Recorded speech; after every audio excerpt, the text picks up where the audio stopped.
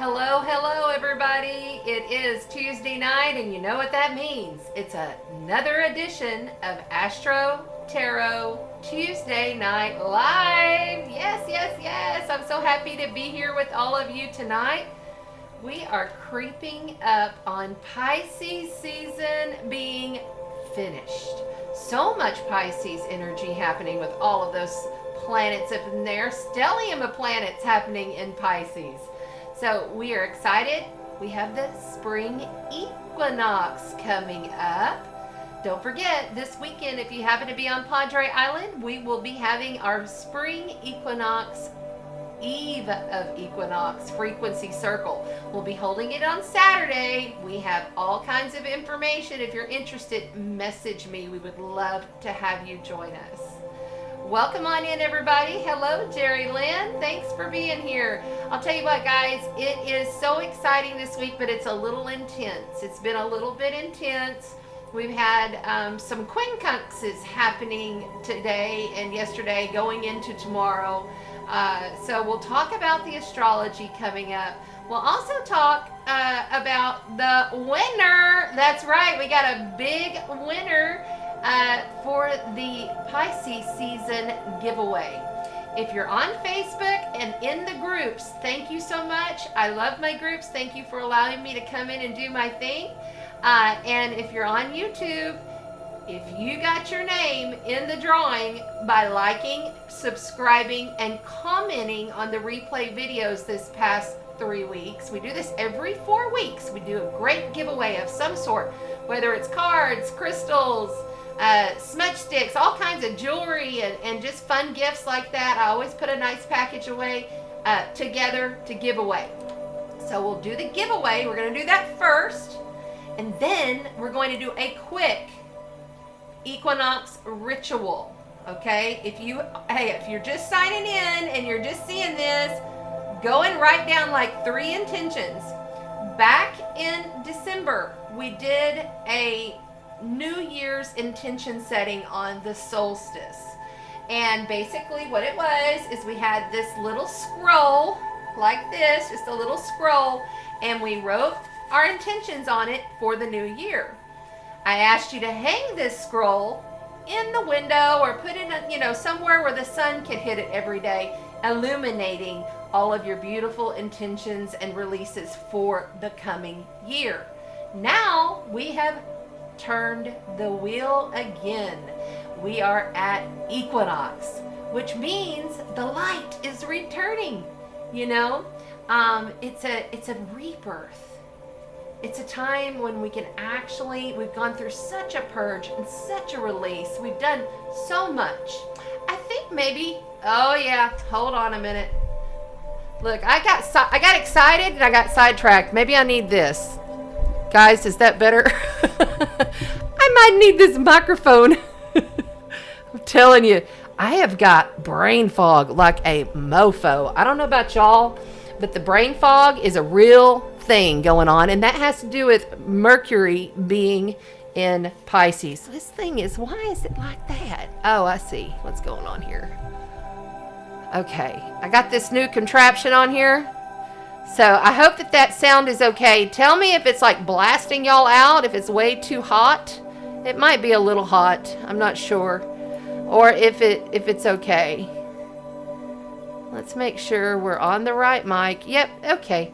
Sorry, should have checked that before we got going. Hey Tracy Lee, hey Aaron, look, everybody's here. Hi guys.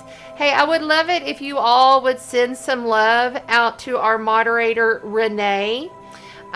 He had his grandma pass, and I've been speaking to him this past week, and he is preparing to head to the Valley in Texas. He's up in DC, and just send him and his family some love as they grieve the passing of his grandma. But he's very thrilled and happy that he knows that her soul has moved on. Her spirit has gone and connected with his grandfather. So they're reunited. So it's a celebration in the afterlife. It's a beautiful thing.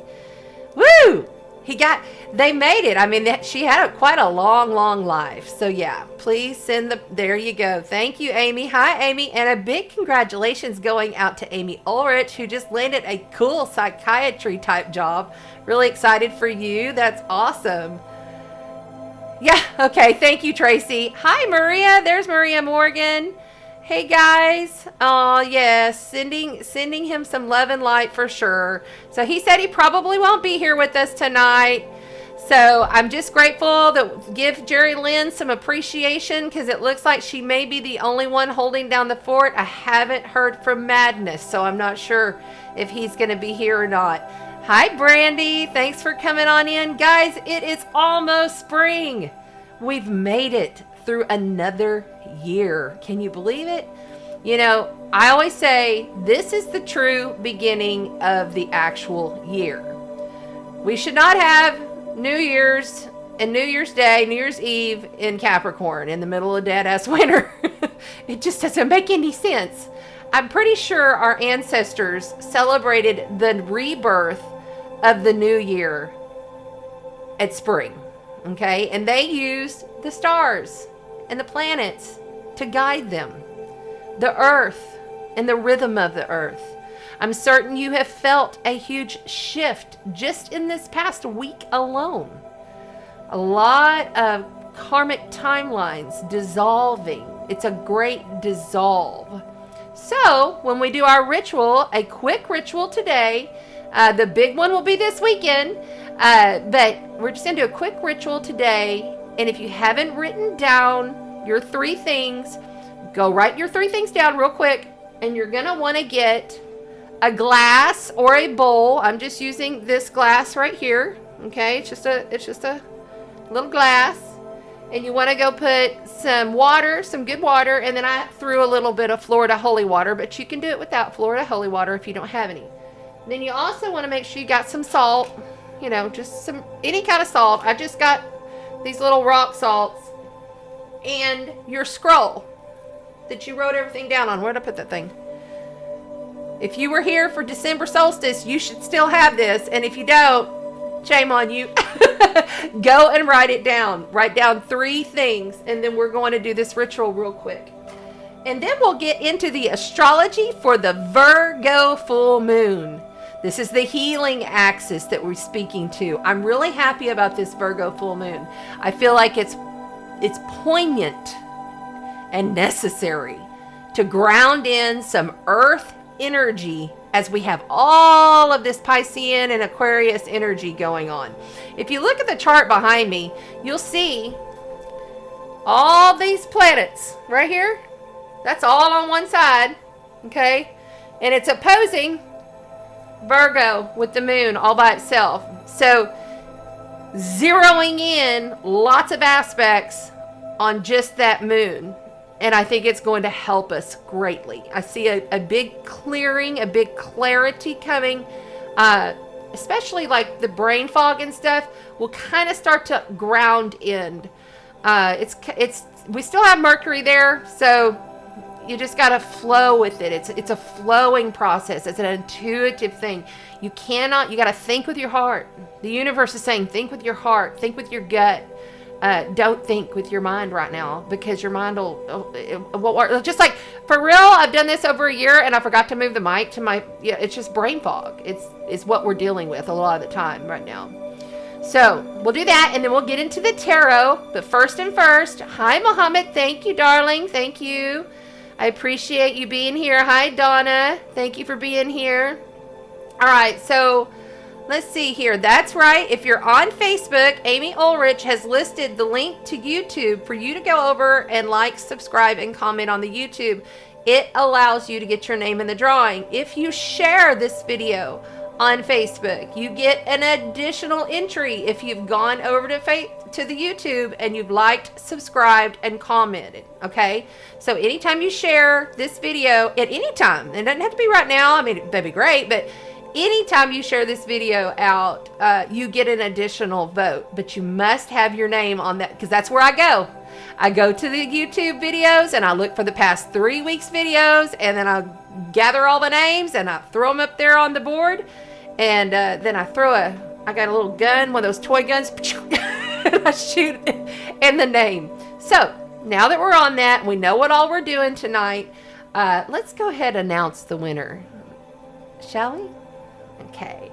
Hi, Chris. Thanks for being here, honey. I hope that you're okay. Y'all send healing to Chris. She had a horrible car accident and ended up in the hospital and everything else. So I hope you're doing okay. I've been keeping you in my prayers for sure.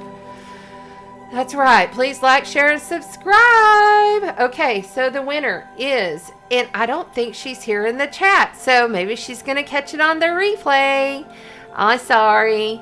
I can't control where the dart thing, or the I don't know what you call that. It's like one of those sticky dart toys. It sticks to the dry erase board to put all the names. Okay, so here is the winner, and let's go ahead and switch it on over so we can see what we're playing for. This month's giveaway for Pisces season is a wonderful mindful messages deck. These are just wonderful, very easy to use. They have a little message on each of them, and you can just draw one in the morning or draw a few, however you want to do it. I have those, and we'll play with those tonight.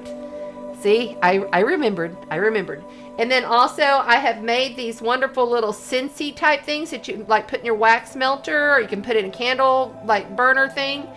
And it has a lemon and just like some herbs and stuff, and I used jasper for the season, so it smells really nice. I made them, kind of proud of myself.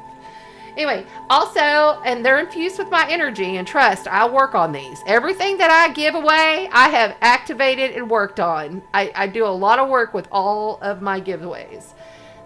We have a beautiful blue amethyst, and then I just love, look at, like, I don't know if you can tell, but there's all of these little, see how they're just kind of growing off of there?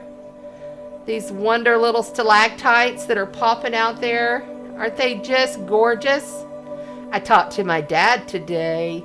Dad's a geologist, and you would be mind blown at some of the amazing specimens from every size.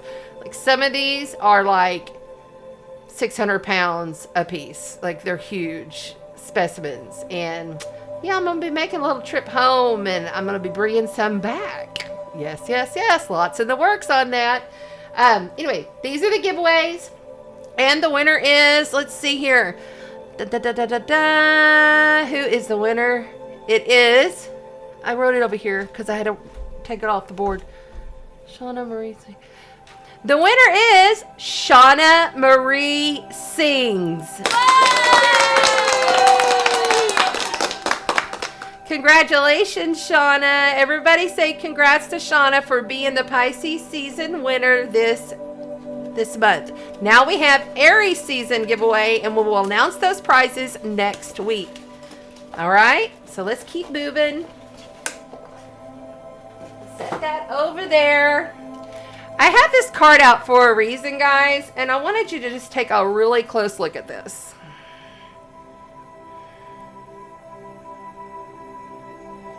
This is the first house. This is Aries, okay? This is the season we're entering into. It's all about the I am that I am. It is your physical body. It's your initiative. It's a cardinal fire sign. It's the spark. It's like what you bring into your existence, okay? So we're stepping into that energy. So we're going to do a real quick ritual for the equinox to honor the wheel turn. I always love to do ritual in a positive, divine, light way around these wonderful times of the year, like equinox and solstice. It's just something that I believe we should honor. You know, it's just something close to my heart. So we're gonna do that, and I'm gonna put that back in the deck because we might need that in a little while, right? Okay, how's everybody feeling? I'm just gonna have a look here and see. Yes, love and light for Renee and Chris. That's right. Shauna, good! Congratulations! You're the big winner! Woo woo! Yay! Congrats! I was scared that she wasn't gonna be here. I was like, I don't know if she's here or not. Yay, Shauna. Congratulations. That's right. And I've already started gathering. I got two or three of the items over there that I've picked out for Aries season. But I have a little idea on that. And I was like, I'm not going to quite go with this yet because there's something else that I'm going to add to it that I need to work on. So next Tuesday, we will talk all about what the Aries season giveaway is. So yes, congrats, Shauna. You rock, you rock, you rock. And you know what? Just make sure you email me or message me your address so I can send it to you. Or girl, you know, you don't live that far from me. You could pop your butt on over here to the island and I could just give it to you. You won't regret it. Okay. Outside with the cats is a good excuse. You're forgiven. That's right. That's right. Okay. I want to go ahead before we begin. Okay. One more time. You still have time. Do you have your scrolls? If you did this ritual with us in December, you should have, what the hell did I do with mine? Oopsie. You should have your scroll that you hung in the window. Remember, we wrote down all of our, like, I release, what I'm creating. What was it? What I'm releasing, what I'm welcoming in, and what I'm creating. We wrote these down, and then we put them in the window to allow the sun to illuminate them until equinox. Now, if you haven't done that yet, go ahead and just write. You can just write 3 things in one word. Boom, you're done. All right, so we're going to have, this is good water, and then I put a splash of Florida holy water, and then it's set out underneath the sun all day. This is a very simple ritual. I like to keep things simple. I could have added all kinds of flowers and all kinds of blah, blah, blah, but we're going to keep it simple for time purposes. It still works because you're activating it with me, like we're doing this together, okay? All right. And then you want to have a little bit of salt, any kind of salt, table salt, Himalayan salt, whatever you want. We have the salt, okay? So I have that there. And then because I like to work with fruit a lot, I have this old, it was like wrapped around my scroll the whole time. It's sliced oranges. I hang them to dry. Get a wire hanger and get you some little clothespins at the dollar store. And then you slice oranges or limes or any kind of citrus fruit. Stands for the energy of the sun. And then you put them in your intention. You know, what you're bringing in. It activates. It's from the earth. It grounds it in. The salt cleanses it. Very simple. Simple, simple. Keep it simple. This is North Node Taurus. Simple. This is how we go. Anytime you have a question in life, is this simple and do I value it? If you actually value it and you love it and it's simple, go for it. If it's complicated, throw it out. Unless it's something that you know you're needing to purge, to release the darkness. South Node Scorpio, ruled by Pluto, the underworld. You can release and purge a lot of just difficult shit you've done in your life or difficult stuff you're dealing with. You can totally release that underneath this Scorpio South Node energy. We got this energy for at least 17 more months. Well, actually 16 and a half more months now. So we might as well work with it. All right. So now that you've got all your items, hopefully I'll give you just one more second to write down your intentions, get you a glass of water. It doesn't matter. Just get regular old bottled water, RO water, spring water. Spring water is the best because it is spring, you know. One of these days, probably what I'll do for summer solstice is I'll just do a total different live and we'll like get the camera and put it way up high and then have another one here and we'll just, so you can see all of the things because you can really get a lot of different elements going here to do these rituals. But we're going to keep it simple today because that's how I do it. I don't want to make this shit hard. Life is hard enough, right? We have enough challenges. Let's not make more.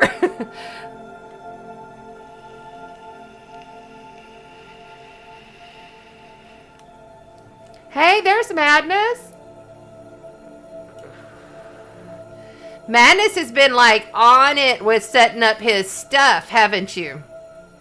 You've been like updating and creating. I know you have. Madness in his Piscean energy is over there just creating and creating in his studio. I know you are. I know that's why I haven't heard from you. Oh, hi there, sweetheart. Remember, if you're on the Facebook or you're in one of the groups, you come up as Facebook users. So tell me who you are, because I'm not sure. It's like the Facebook user mystery viewer, and I'm like, who is it? Hi there. I'm so glad you're here. But truly, if you're on Facebook, please share this video out. The more people that can resonate with my frequency, the better. OMG. Okay, while we're talking about, before we get in this ritual, I've got to tell y'all about the new spiritual, and this is created in conjunction with others too, but by Steve Noble, who does amazing meditations. Followed him for years. He has a wonderful, and I've already joined. I haven't set it all up, but I joined and got my own little thing going. I haven't put my profile and everything together. But you want to go to thesoulmatrix.com. If one of you guys would write that out, thesoulmatrix.com. So check this out. Let me see if I can see right there.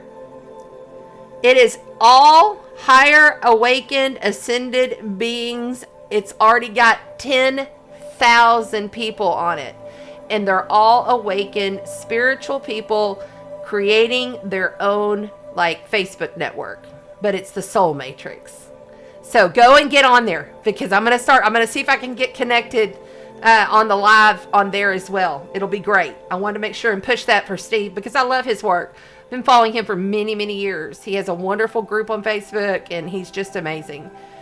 I know that I've given out his videos, meditation videos, a couple of times. So y'all go check it out. There you go. There it is. thesoulmatrix.com. Yes, please. Everybody on the YouTube, go ahead right now and hit the like button. That helps the algorithm for other people to find me. Please, please, please. Okay. Looks like we're good here on everybody. All right. Yay. Thank you. Thank you, Madness, for being here. Jerry's like, yay.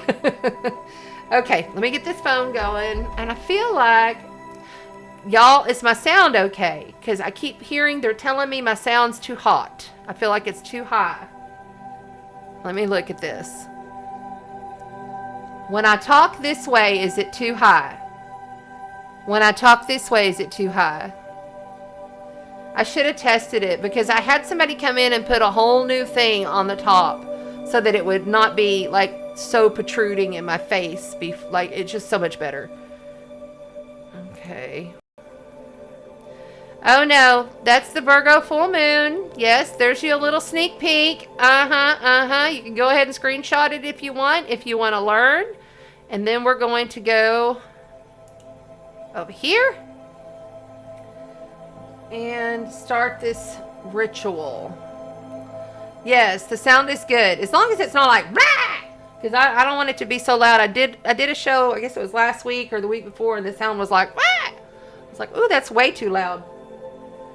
Where is this remote control? There it is. Yeah, that Piscean sun with a stellium there of planets with this Virgo moon is all about what we're becoming. Virgo is I become. Pisces, the opposite sign, is I sense. So emotionally, we are going to be sensing what we are becoming. And it really is like the dissolve of the karma. Like, this is the tail last days of the end of the year, after you think about everything you've gone through since last spring. This is the dissolve, and it's being amplified by Neptune. We just came off that Neptune Pisces conjunction. Woo! You want to talk about some amazing energies, and some of this just synchronicities and the things that have been happening with me and then others. I had 3 messages this morning that 3 separate people had dreamed about me, or I had come to them in their dreams, or they had come here to, Renee was one of them. He had a dream that he came here and like house set. And then he described upstairs, and he's never been here. Like, I was blown away. So a lot of stuff we are connecting through our dream time. And dreams are out of this world right now. In our waking state, we need to remember that we need to be dreaming really big right now. The seeds that we're about to be planting, we're about to go into a metamorphosis. Like, we're literally going to be like in the goo of the, of the metamorphosis stage. We'll have 2 weeks starting next week. It'll kick off this Saturday. And 2 weeks of goo metamorphosis. And then boom, we're going to like totally come out the butterfly. Busting out. So really be intentional with what you're creating. Especially in the spiritual, upping your meditation, upping everything, whatever it is you do, sound healing, yoga, whatever it is you do. If you're a channeler, if you're wanting to awaken, I've had a lot of emails, a lot of phone calls, and people connecting, new people coming that are wanting to learn about what they're seeing, what they're vibing with. And this is a commonality I'm hearing from multiple channelers, multiple people that I'm in connection with around the world. Really, that super conscious is waking up. And it's going to wake up in a lot of people. So it's very exciting. And we have to be there to help guide them, to help assist them. The whole world is going through a dark night of the soul. A lot of us went through that dark night of the soul already. Okay? So we have to be compassionate and loving towards these people that are flipping out. You have to be directly compassionate with them, though. You don't want to. There's a lot of victimizer, and martyrdom going. Pisces is martyrdom. The lower frequency of it is. So there's a lot of that going on.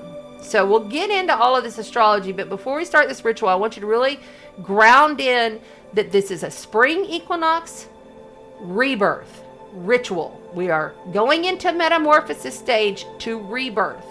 We are dissolving the old karma. Old karma lines are clear. Now you just have to make the intent action.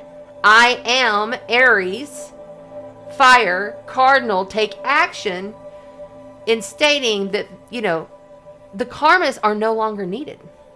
No thing needed. Not nothing. No thing needed with those past karmas. They're done. We start new. We start fresh. It's awesome. Okay. Thank you. I appreciate you guys being on Facebook. Thanks for sharing. Hey, Christina Watts. So cool to see you here. Thank you, darling. Wickety whack. What is that? Yeah. Oh. Okay. Well, cool. There you go. Compassionate and direct is my specialty. You're going to open up all kinds of those abilities working in the psychological field. When I was in college, before I joined the Navy, I actually went to school to be a psychologist. At first I was like, I'm going to be a nurse. And I was like, no, I got to be a psychologist. I was only just being a nurse because my grandfather was like, you get a job anywhere. And I was like, I don't think so. And so I started going to be a psychologist because I want to work with kids and families and help them in mental health. So I'm very intrigued with that. But I quit and joined the Navy because I loved the ocean and I had to get out of the desert. Truly, that's the reason I joined the Navy. I mean, straight up. So, all right, guys, let's get moving.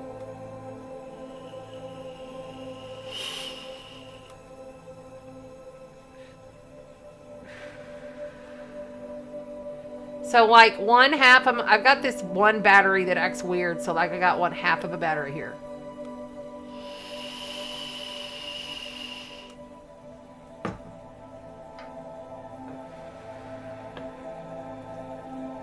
All right, we'll begin the ritual. Remember, if you're just logging in, if you don't have 3 things you've written down and you don't have some water, go grab it real quick because we're about to start. Let's see here. And some salt. Why is it not doing it? There we go. Okay. I'm going to back this up a little bit because I believe it's way too close.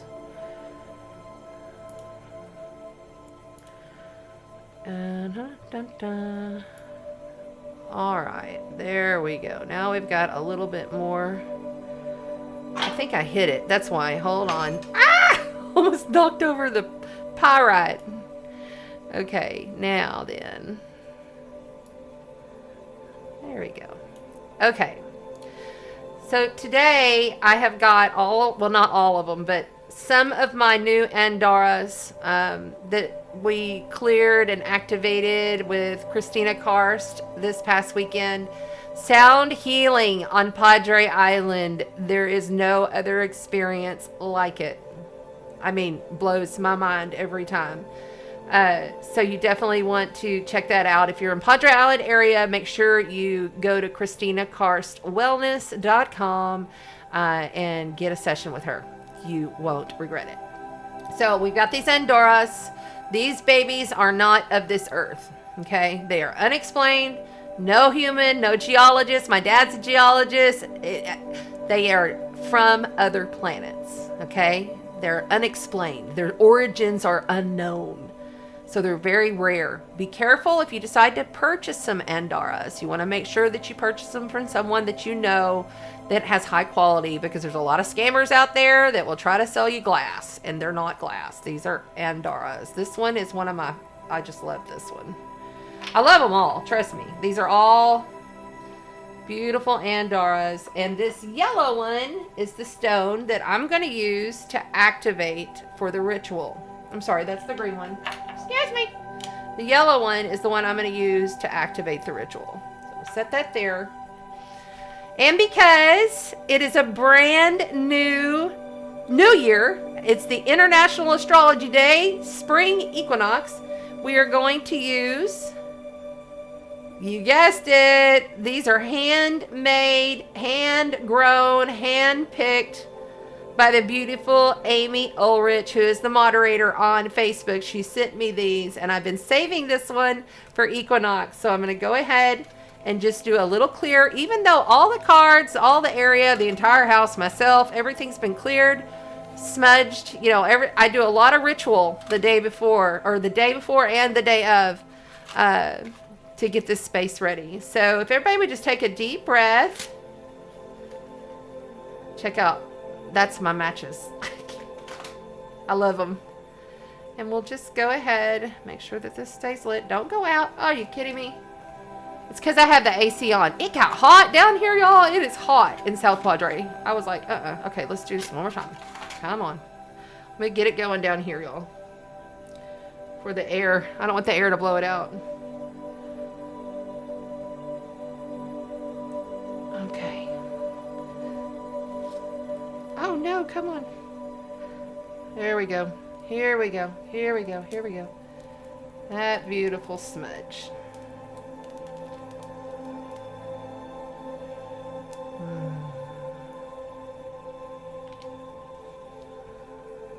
And that's for you.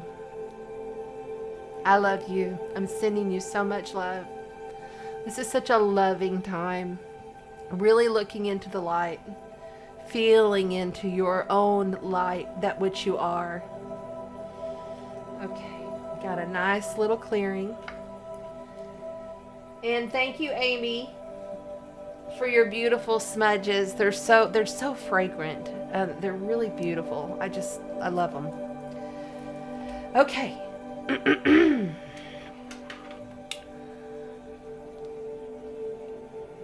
Get my glasses.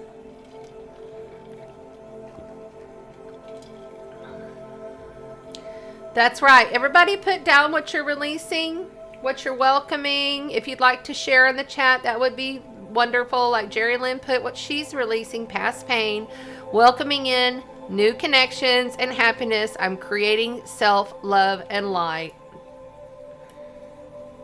Oh, it's going. It's still going. Like, I don't even have to hardly put but a little bit of fire to it, and it just goes. It's still going over there. Yes, make me some more in the fall, Amy Ulrich. I would love that. That's awesome. I just love them. It's very beautiful, isn't it, Shauna? Yes, the smudge sticks are gorgeous. Okay, so what we're going to do is I'm going to do a spring equinox invocation for Ostara. I don't want that thing. There we go. I just want to make sure that I'm heard. All right. Deep breath. Force it out. When you force out, push in your gut. Deep breath. Force it out. When you're breathing in the light. And you're forcing out any low vibing negative energies that might be held within your field or around you. Okay?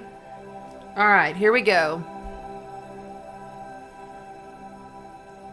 This is a calling and a blessing invocation to connect with all life forms because it's spring.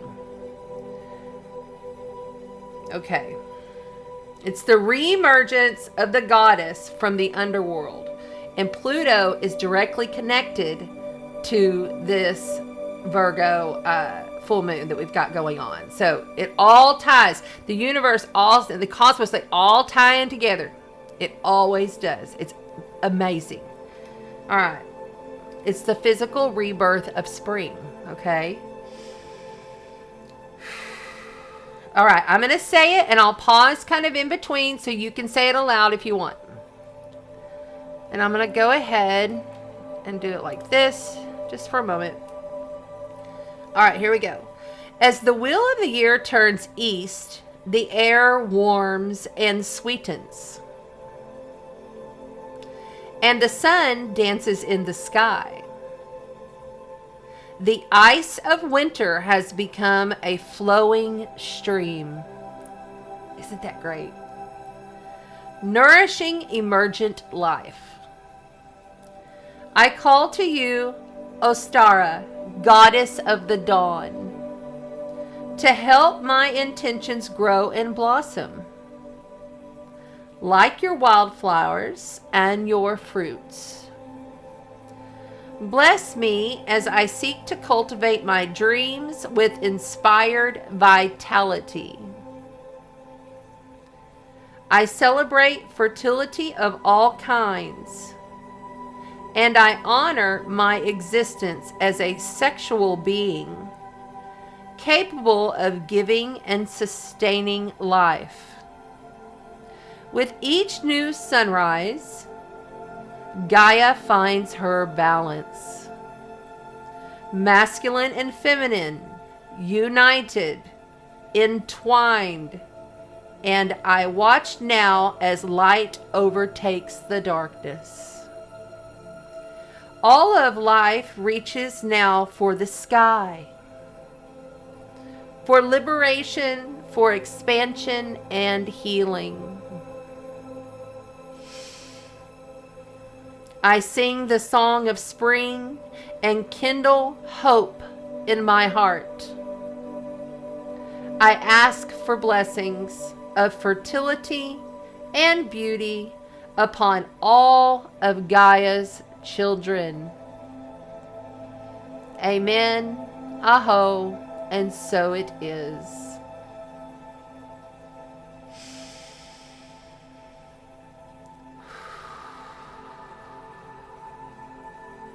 Just full of light and love and rebirth and unity and joy that we have made it this far, that we've come this far together.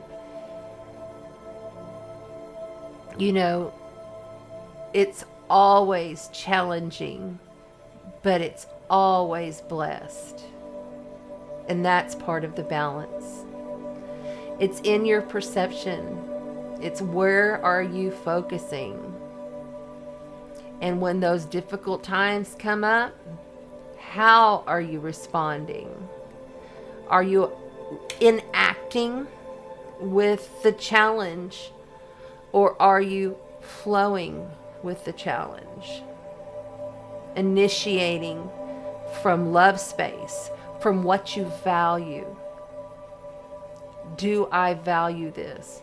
And if it's a no, then what may I learn from this? How may I flow with this to where it's a little bit easier on my essence of being, is the whole point. These are challenging times for sure. But we, as light workers, as spiritual beings, as people who truly are actually working every day towards shifting the frequency of this planet and humanity into a utopian society, having that conscious awareness in everything you do, just that alone can clear a room. The dark will run. They won't hang around you if you're all of the light. And then once you start to really flow into this and feel in this, you find that less and less of the hardships and the traumas come to you. Doesn't mean they don't always, but you find that it lessens. At least that's my experience, and that's the experience I've had with a lot of people that I speak to. It takes time. It doesn't happen overnight, that's for sure. All right, let's do this ritual. All right, so you have your water, you have your salt, you have your scroll that you've written down what you're releasing. Okay, I'm going to read I'm going to share what I wrote, because I know I can hear them saying share what you wrote. So I'll share what I wrote, and I wrote this in December, mind you. Okay, it says, what I'm releasing is old programs that I feel I always get blocked through a crisis right as I'm almost about to accomplish it. What I'm welcoming is universal wisdom through higher consciousness to assist all of humanity. What I'm creating is higher and more powerful healing frequencies of light to be held within all 4 body systems and utilized. And that was back in December. And I do feel like all of those intentions and what we're releasing and welcoming, I feel like a lot of that has started to come to pass, even more so for me, through beautiful connections, through my own connection, through actually meeting my team that I understand is my cosmic soul family. Before it was just channeling through the highest guidance, I wasn't really sure and aware. I mean, I'd had some ideas and I'd had some interactions, but I finally get it. And I know the team that's there. So that's pretty cool that all of that kind of came into play in such a short period of time through intention. It's all in your intention, through your heart space and your higher heart. Remember, you have a higher heart. You got to focus here. And that goes, and it goes all the way out and around you. So, you're welcome.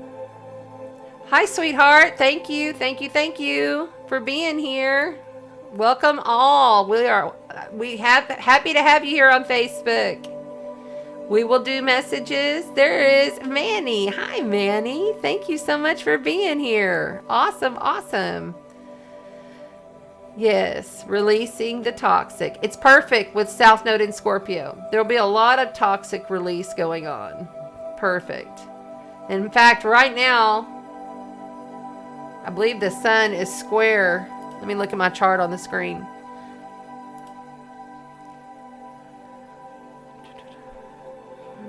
There's my... Yeah, right now we have sun hard trine actually to the South Node in Scorpio.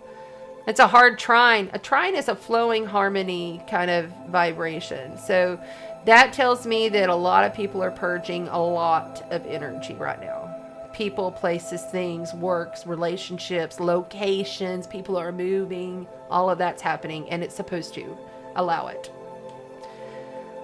Okay. All right, here we go. That's right. Letting go of old programs. Welcoming the wisdom. That's right. Okay, let's do this little ritual, and then we'll get straight into the astrological birth chart of the full moon in Virgo. All right, I'm going to stay on the screen. I'll stay on the screen. I want a little drink of my coconut water before we get going. Okay. Simple. Very simple. All you're going to do... Okay, so we did the blessing. And so now we're just going to like totally intend that the water is for dissolve, clear. Okay, so we dissolve away everything that we wrote on that page because it's already said and done. Okay, and then when we put the salt, that's activating and clearing it. So you can go ahead and sprinkle your salt on in there. I always put the salt first. People do it different. And then I have this beautiful Andaras yellow stone for the equinox equaling the sun. Okay, so I'm going to drop that in there. And then I have my... This thing has been wrapped up since winter solstice. It's just an orange peel. And I'm going to drop just part of it in there because I think it's a little big. Okay, and then I'm going to place my hand on this. Okay, so go ahead, and because your hands are clearing. We use smudge tools, you know, gold copel. You know, we use those things in ritual because it feels good. But quite honestly, as powerful as you are, you can just place your hand on things and clear it. You can walk in a room and clear it if you're in your flow, if you're in your like spiritual go to glow flow. You are that badass of a being. Okay. So, what I'm going to say here, you can repeat after me. On this day, there is perfect balance of light and dark. This is for equinox. Each necessary for my life journey. As light expands, my path is illuminated. This is a time for action and movement. Aries season, fire, cardinal energy, for building and nurturing. That's right. We are building and nurturing. We have been building so much. Think about how much you've built just since December 21st. Wow, you're amazing. It is the light that allows beauty, wisdom, and clarity. It is magic that paves the way. You are magical. Know this in your heart. Walk that shit every day. Because the humanness, that's what you have to embrace. You're a human. Okay? Right now, you get to play a human. And when we do these wonderful rituals and we set these intentions and we are in our flow of glow, there's nothing that can stop you. So now take your scroll. Okay, take your scroll. You're going to fold it 3 times, always in threes. 1, 2, 3. And then I always take any tool that I'm about to use and I put it on my higher heart. And I make it become who I am at my soul's level, my oversoul level. Calling in all aspects of self, all beings in all timelines, in all forms of existence. And then I give gratitude. And then I'm going to put it in the water. Just like that. let it just sit there. And say thank you. Thank you to the beautiful ancestors, the beautiful beings, the cosmic soul family. Thank you so much for being here and activating this beautiful ritual with all of these beautiful people here and on the replay video. Doesn't matter when you do it, because time is only linear here. There's no linear time where we come from. And you are so loved. Deep breath in. Take the corkscrew from your root chakra and ground that into the center crystalline core of the earth. Grounding in your intentions, what you're welcoming and what you're releasing for the next year to come. Then you're going to take this glass with all of it in it. You might want to put a little plastic over it, keep the bugs out. Put a little saran wrap and take it outside and just set it outside tonight and leave it there. And I don't want you to bring it back in until 2 days after the full moon, okay? So we're going to do tonight, which is Tuesday, Wednesday night, and then Thursday night. Okay, Thursday night is the full moon going into early Friday morning, depending upon your time zone, okay? And then we're going to leave it out there for 2 days after. So Thursday night, then Friday night, and Saturday night. So that's a total of 5 days. And the reason we do that for 5 days is because the full moon energies are activated. And like, you can be working with them 2 days prior, 2 days after, and the day of. You get it? So it's like 3 and 3. It's like 1 and 1 equals 3. Yeah, ask me about that if you don't know. 1 and 1 equals 3. One person, another person, and the Holy Trinity of Spirit that comes in for you. It's 1 + 1 equals 3. So, we're completed. Thank you for doing this ritual. I felt all of your lovely energies. I'm so glad to do ritual with you, and we'll do this some more in the future, always on, the next one will be summer solstice, okay?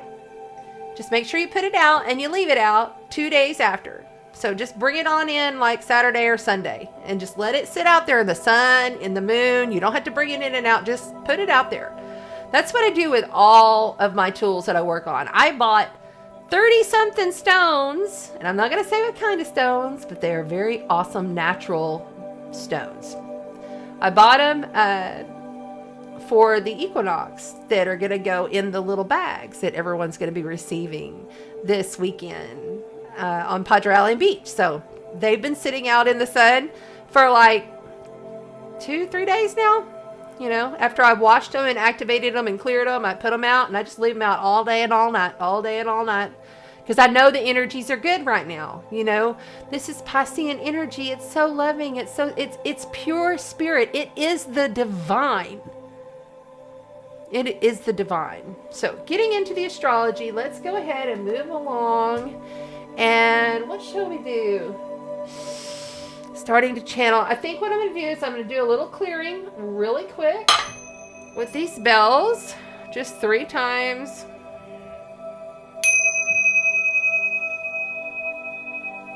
Just clear this space out a little bit.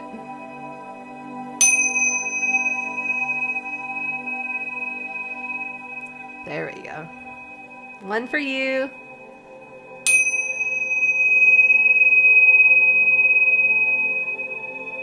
Nice.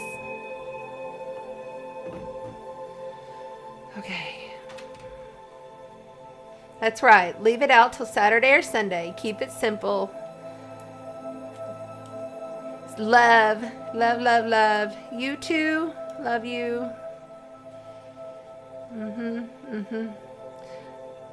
Thank you.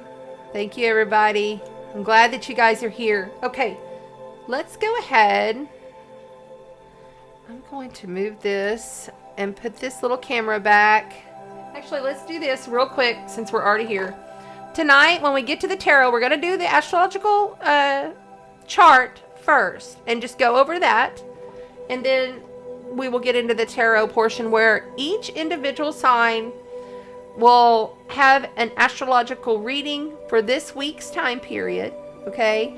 And then we will do that through the elements. So water, earth, fire, and air. Okay? But right now, we're going to just talk about, I chose the Golden Art Tarot for Virgo. Because this is a Virgo deck right here. Keeping it simple, but beautiful. I love Virgos. And then we're going to use the Mary L. Tarot tonight. I don't pull this one out very often, but it was screaming at me going, you're at the tail end of Pisces. You need me tonight. So we're going to use that. And then, of course, the deck that we gave away to Shauna. We're going to use the Mindful Messages for Oracles. And also, I wanted to show y'all this. The particles of stardust from which our soul is woven, the numinous, is the unknowable essence of our being. This is Piscean energy. This is the tail end, last strong, potent degrees of Pisces. Okay, numinous. That's the word that describes Pisces unlike any other, to me. So we'll use the numinous Astro Tarot deck. All right, so we've got all that out of the way. I always like to give props to the creators, to the decks. And then let's go ahead and... Oh, wrong one. Sorry, guys. There we go. Okay. Pull out my calendar. And then I wrote some other stuff. I'm expanding. As I go throughout the week, I have meditations, I have client sessions, even if I'm just like doing a walk on the beach, or if I'm washing a dish in the sink, I get messages that come in, and then I have to go write them down, especially with all this brain fog that's been going on with Mercury being in Pisces with Jupiter and Neptune and the Sun. So it's hard to really get a clear, it's hard to be practical, analytical out the window for me. And I've been sleeping a lot, lots of dream state, a lot of astral travel. I've been using the heck out of a meditation chair, just doing the astral travel and going and checking on things. And it's not hard. You can do astral travel. You just sit down and you do it. It's like if you want to go somewhere, go. You just have to be able to get into that relaxed state without falling asleep. When you do a meditation, I don't ever do a meditation for 30 minutes. I have a hard time with that. I have to do a meditation for like 5, 10, 15 minutes. Now, sometimes if I'm, really wanting to dive in deep, I'll do one of those guided meditations. But if it's just me without the guides, because I don't often use a guided, sometimes I do, but not often. I'll just go within and go and find the knowledge I need. I'll tell you where I went. I went to what is called my universal astrological lab. I have a lab that my cosmic higher self is in right now, my aspect of self that is in another universe. And how I know this is because I travel through the galactic center of Sagittarius to get out through the black hole to get to my universe. And up there I have my lab, and I do astrology for all of the galaxies and all of the universes. I'm not just breaking down planets in one galaxy. I'm breaking down all of the galaxies in the entire multiverse. And everything is like on screens, and I'm like pulling things and pushing, and I have these screens that go all the way around me. It's pretty amazing. And when I go up there and I get intel, then I come back. I don't know it exactly then. It comes through later. Like stuff comes to me later. And themes begin to manifest themselves through my astral travel, through my meditation, through dream state. I can't believe 3 people. I've never had that happen to me. I've had it happen to me, a few times. People say, you're in my dreams. You're coming to me in my dreams. But 3 people this morning woke up, voice messages on Facebook Messenger. I was like, wow, that's pretty cool. I guess my activity of because this is just a fractal of who I am. You are just a fractal of who you are. You're so much bigger. You're so much more powerful than you even realize. So anyway, that's just a little help. That's very Piscean. This is something you can do. It's not a hard thing to do. You just tap in and go. Okay? So I put here, Pisces is the 12th house. Okay? We're dealing now with Virgo, which is the 6th house. This is the health axis. Pisces is basically, we are releasing and accepting our sins when we're in Pisces. So the sun is shining all of the trauma, all of the bullshit, stuff that you might have done that's a little shady that you don't want to deal with, stuff that other people's done that's shady that you don't want to deal with. All of that is being dissolved. Okay? Pisces, and I know I'm focusing a lot on Pisces because that's where the sun is and that's where all these planets are. But the Virgo moon is going to be such a relief, such a healing, grounded, beautiful thing for us to be able to experience. She is the witchy healer. She is the lady in the woods that's got the killer apothecary set that's going to brew you up some potions and make sure that you're well. Often ostracized in past times. But she has a magical beauty to her, and people still come to her, Think about it. Back in the day, they always had them like out in the woods somewhere, away from the whole group, or off to the side, in her own little shack. And they'd put on their hood to go through the woods, to go and get themselves healed. This is the modern day Virgo. I love Virgo energy. Like, I vibe with them very well. I have a lot of Spica. I'm one of my Starseed lineage. I have 12 Starseed lineages, and one of them is Spican, which is a pure energy form that's very prominent. Spica is in the Virgo constellation. So I get that energy very well. Okay, what else do I have? Cause and effect, time ripples, karma versus dharma, the feeling that they are eliminating stuff that needs to go for a long time. This has gone into with like 10 years. 2 weeks, approximately, the programming. This is all stuff that I just like get, and I just write it down, and I got to go and scan it, see if it comes back. See the programming. Okay, see the programming for what it is. Don't let the narrative use your manifestation abilities. So that's the thing. That's the other thing. People are getting wrapped up in all the fear crap in the world, or even in their own personal lives. They get so into the fear portion of it that they're not able to manifest their ability. I mean, they have such powerful ability to manifest. And I get it. When you're in it, it's hard. It's not easy. It's challenging. But you're creating from right there. We are here for ascension, not for getting mixed up in fear programming. Our galactic family knows we are so much more than the space of this planet. You get that? We are more, just one of us, but we're all one. Get it? We're more than the space of this planet. Our power is more than the space of this planet. We've been lied to all these years, dumbed down. It's bullshit. Oh, God, it gets me upset. Okay. This planet cannot even hold our massiveness, is what I put. Okay? For real, y'all. Full moon in Pisces says, I sense. That is what Pisces is. Virgo is I become. I am becoming. So, we must become what we must release in order to get there.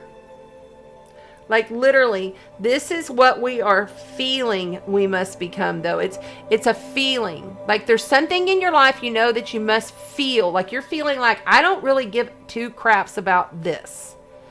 I don't want to do this. Or you're feeling like, I really want to do this, but I don't know if I can, kind of thing. Or you're just straight up getting challenged by outside stuff coming in. That's 27 degrees. Now, I said 27 degrees. This is where this full moon energy is. And it's a change that must come.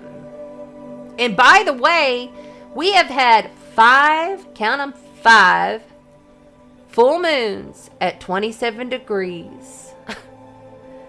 The universe is speaking. This is the final 27 degree full moon. We've had 5 since November. Every single month, the full moon has been at 27 degrees in the sky. It's amazing. This is now truly the end of what we are building, what we are becoming. I'm sorry, not building, what we're becoming. We're about to start building.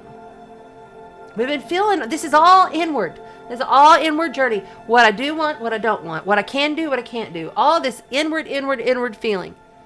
And now we're going to transform through action. We're going to begin the Metamorphosis project and process this Saturday. But there's a T-square to this Black Moon Lilith that we need to be aware of. Black Moon Lilith is our fears. It brings and creeps up things that we're fearful to try. Things we're fearful is going to come back and haunt us. That old ex is going to come hitting my door. Oh, hell no.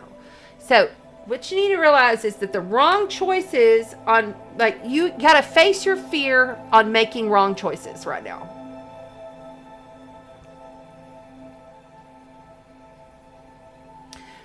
You got to reconcile with these fears and understand that they're just fears.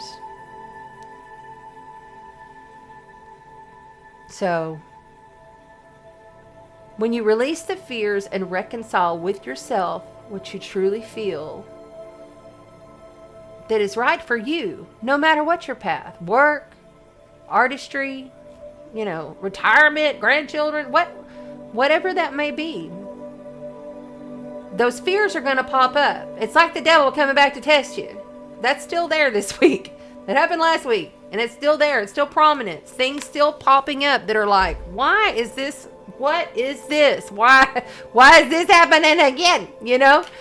So, all right. So let's look here at the iPad real quick. And I did want to... I have a little reading from this book that tells you a little bit about Virgo.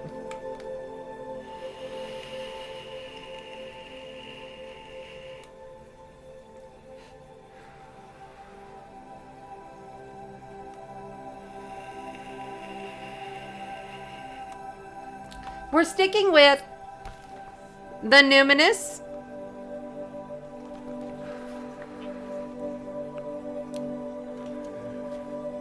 Gotta put on these big schoolgirl glasses. Oh my God. Somebody told me, you look like a little schoolgirl. I said, well, thank you. I'll take that as a compliment. All right, here we go. Virgo, the alchemist. She is the alchemist.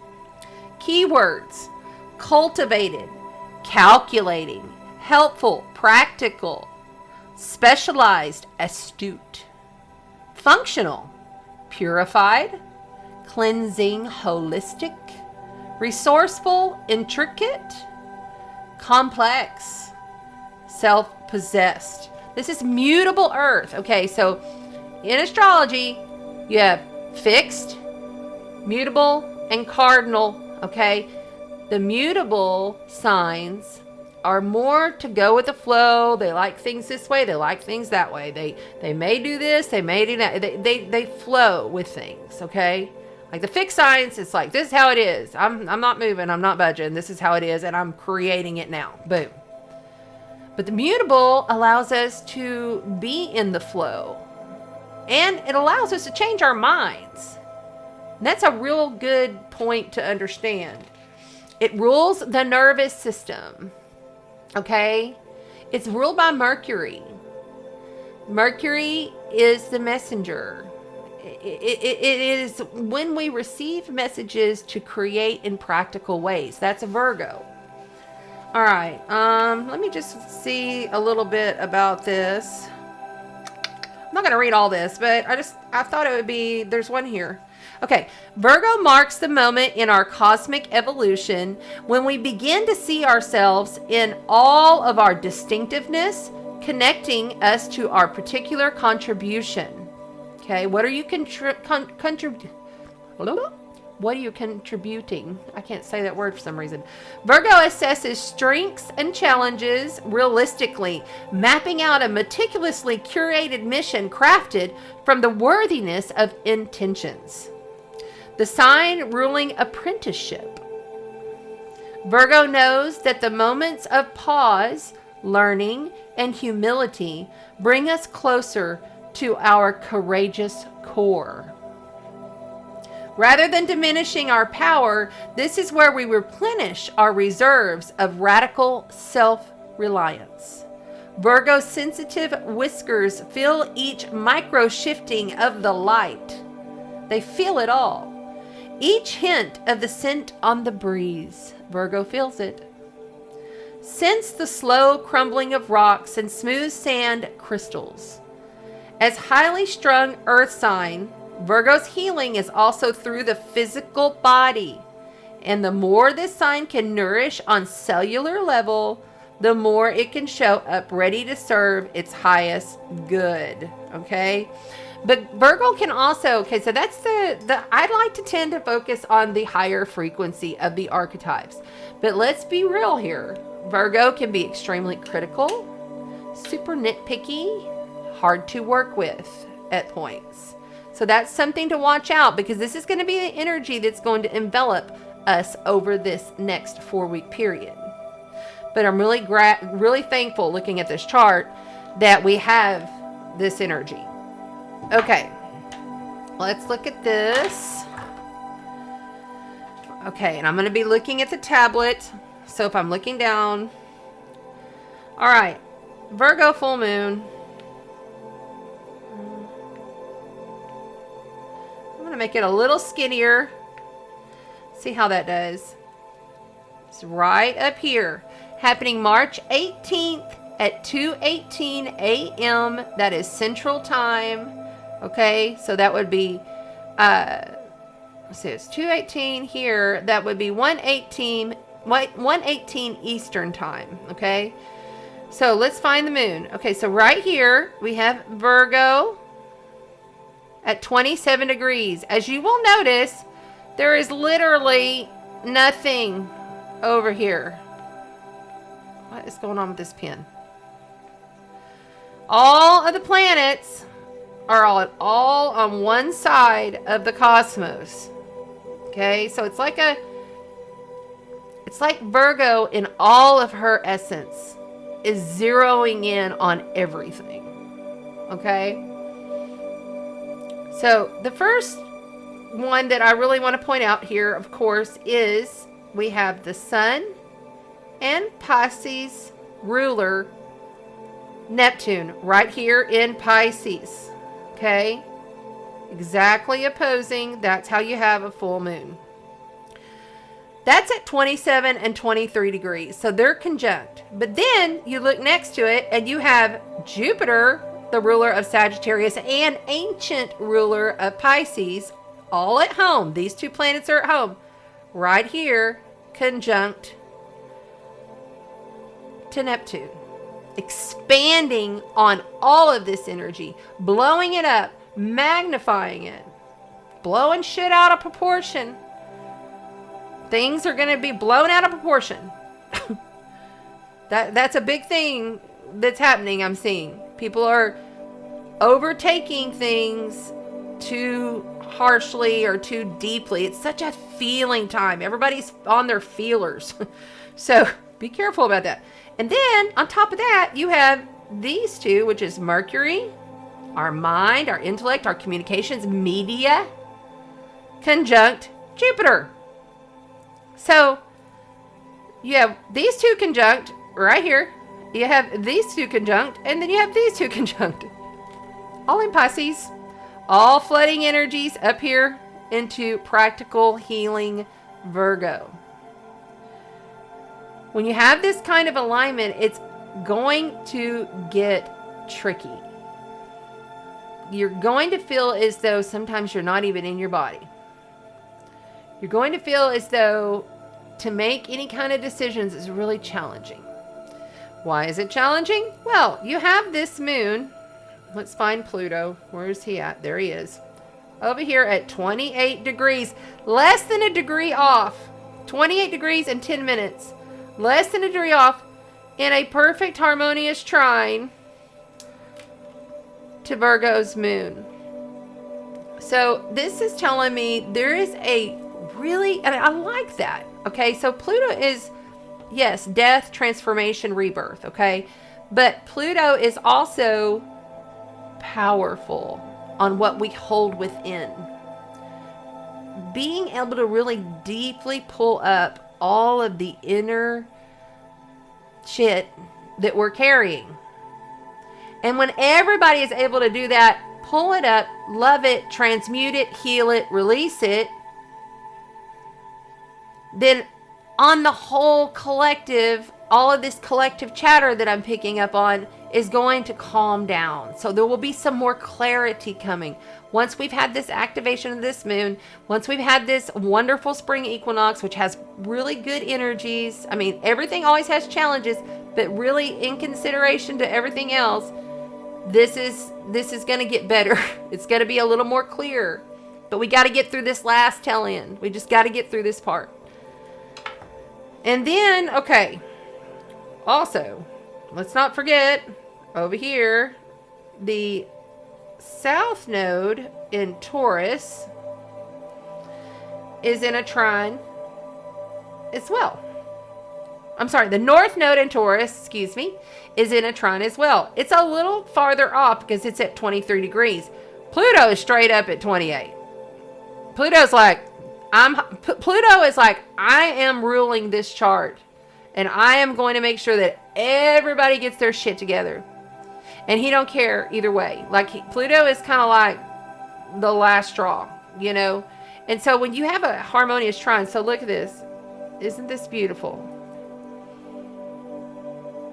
The North and the South karmic nodes is where the collective is moving towards North Node, releasing, learning from, transmuting South Node. And there's a lot of healing to be done here. But there's also a lot of change, because we cannot forget that we have Venus over here pulling ahead of Mars. Remember, Venus and Mars have been moving together for over a month now. Like they've been exactly together within a degree. Okay, she finally moved forward. He's been leading her, and that's not a normal thing. Normally, the divine masculine... Okay, sorry, y'all. I didn't mean to do that. I get to where I was moving it. The divine masculine is normally who leads. I'm sorry, the divine feminine normally leads, but the masculine, Mars, has been leading. And now he's fallen back, and he's got her back. So there's a lot of love and a lot of being able to balance things out. There's a lot of things that we will understand on a deeper level as to what we can and cannot do, what we can and cannot balance. Like, we can actually get somewhere in relationships. Lots of relationship issues going on here, but all needed. All needed.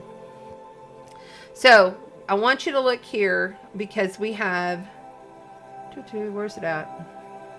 Okay, so there's Venus. Hold on. Let me take some of this off so I can do that right. Sorry, y'all. So there's Venus in Aquarius with Mars in Aquarius and Saturn. Saturn is our structures. Saturn is father time, and it's our karma. It's like you have to start over. You have to try this again. It wasn't done properly. And in Aquarius, that's the whole damn world. That's everybody in the other, the collective, the alien, the technology genius masters. You know, deep interstellar transformations happening on a multidimensional level with that. Seriously.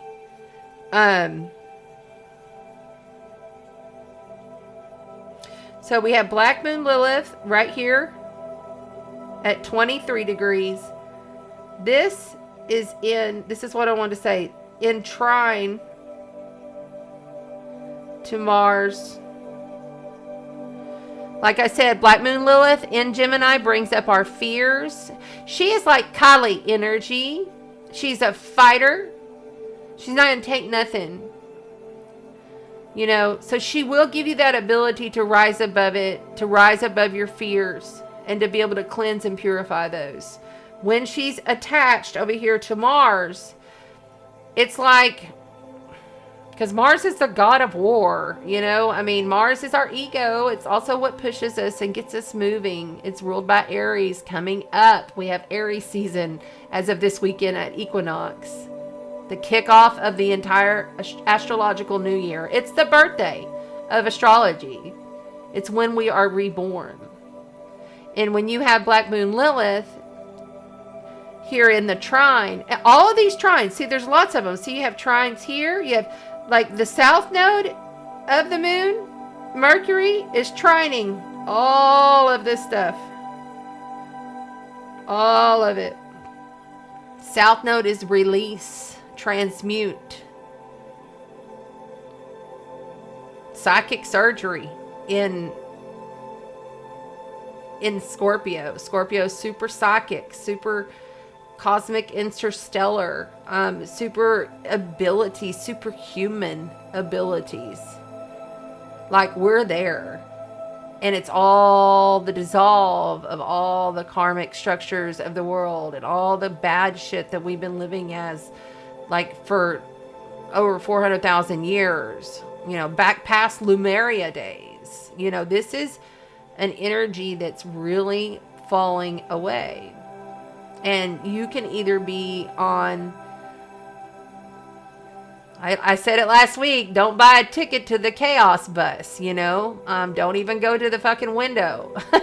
Because truly, you could get wrapped up in that stuff very easily, because with it being Pisces energy and with all these planets, this is not normal. This is not normal right here. This hasn't happened since 1848.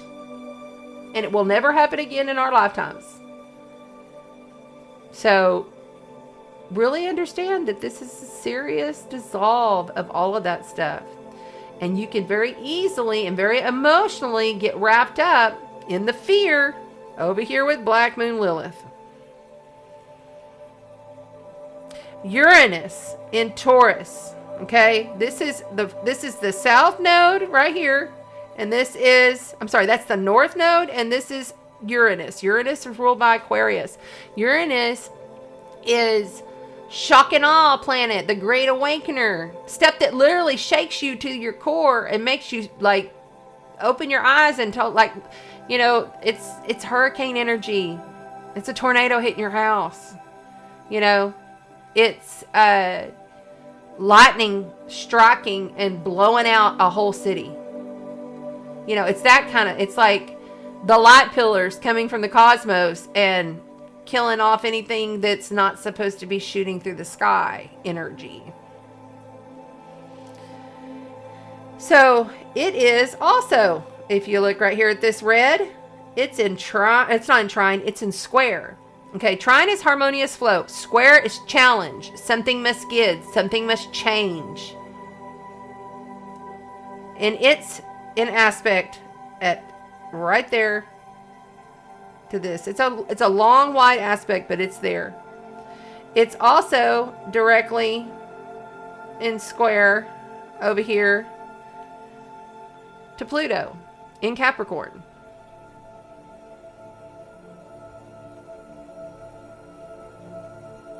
Something deep is about to happen and transform and change.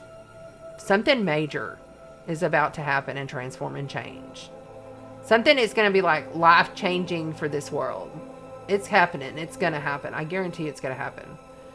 Because with this kind of moon, You're either going to ride the healing train or you're going to ride the chaos bus. I think I'm going to stay on that healing train and just enjoy the ascension.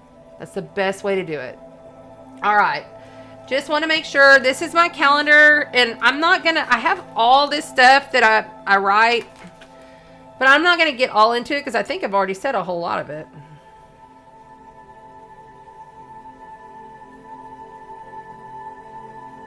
Yeah, I've said a lot of this already, so we'll keep on trucking. A lot more will come out through the tarot too. Yeah. New visions, forced change. That's the other thing. We have 3 planets moving a degree this week. Neptune moves a degree, and that's a big deal. I mean, that it takes a long time for him to move just 1 degree. Jupiter, not as long, because Jupiter takes 1 year to go around the zodiac, but still, it's a big guy, and he's moved a degree. Did it today, I think. Let me double check. Let me look at this other chart on my screen. Let me get up the now clock.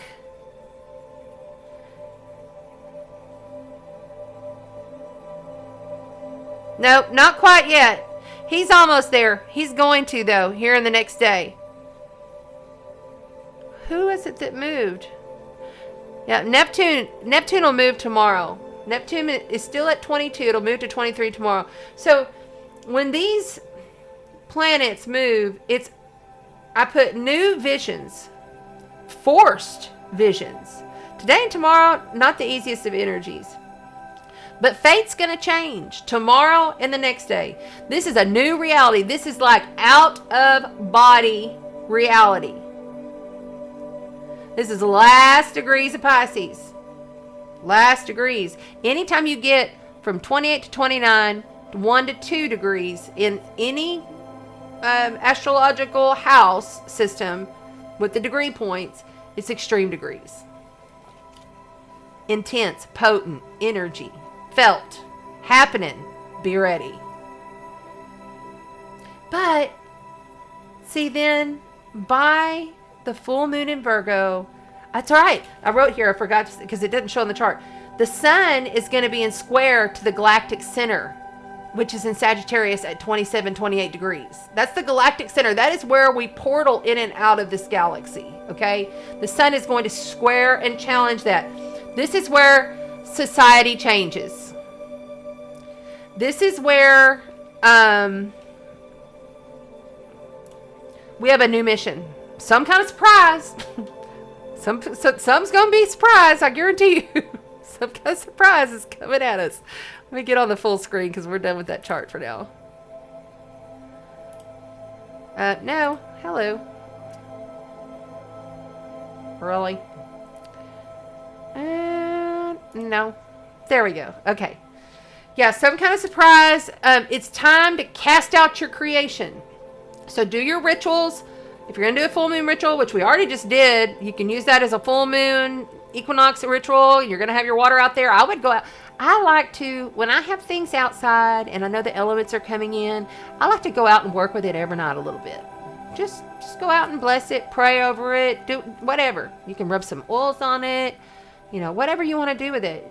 Just to know that you're there. That energy is like potent when you work on it. So it's such a Saturday night. Oh my God. Friday night is amazing. Really good. Cast out your creation energies. High intuitive. Cosmic. Aliens landing. The extraterrestrials are here. We're here. Hi. How you doing? This is that full moon. Okay? Get out under it. Bathe naked in it. I just got my pool fixed. Okay, I just got my pool, y'all. Talk about Sun conjunct Neptune and Jupiter, in Pisces. My pool pump or my motor or some kind of something with the motor of my pool went kapow, like it's done. And thank goodness, my guy, Andre, oh my God, best guy, came and he fixed it. And so now I'm getting the water heated And I guarantee you, I'm going to be in my saltwater pool underneath this full moon on Friday for certain. So get out and do something. I don't care if it's walking through a park or if you're just going to go in but do some. This is a very quiet inward time. We're still very inward here. Even after we start Aries season, okay, which is literally this Sunday is when the sun will enter Aries. We're still going to be in this metamorphosis stage because we still have all this Piscean energy going on. So it's going to be starting to cast out your creation. That metamorphosis, by the way, I want you to put these dates. The metamorphosis is happening from 16, 17, 18. From this full moon, which is on the 18th, until March the 2nd into the 3rd.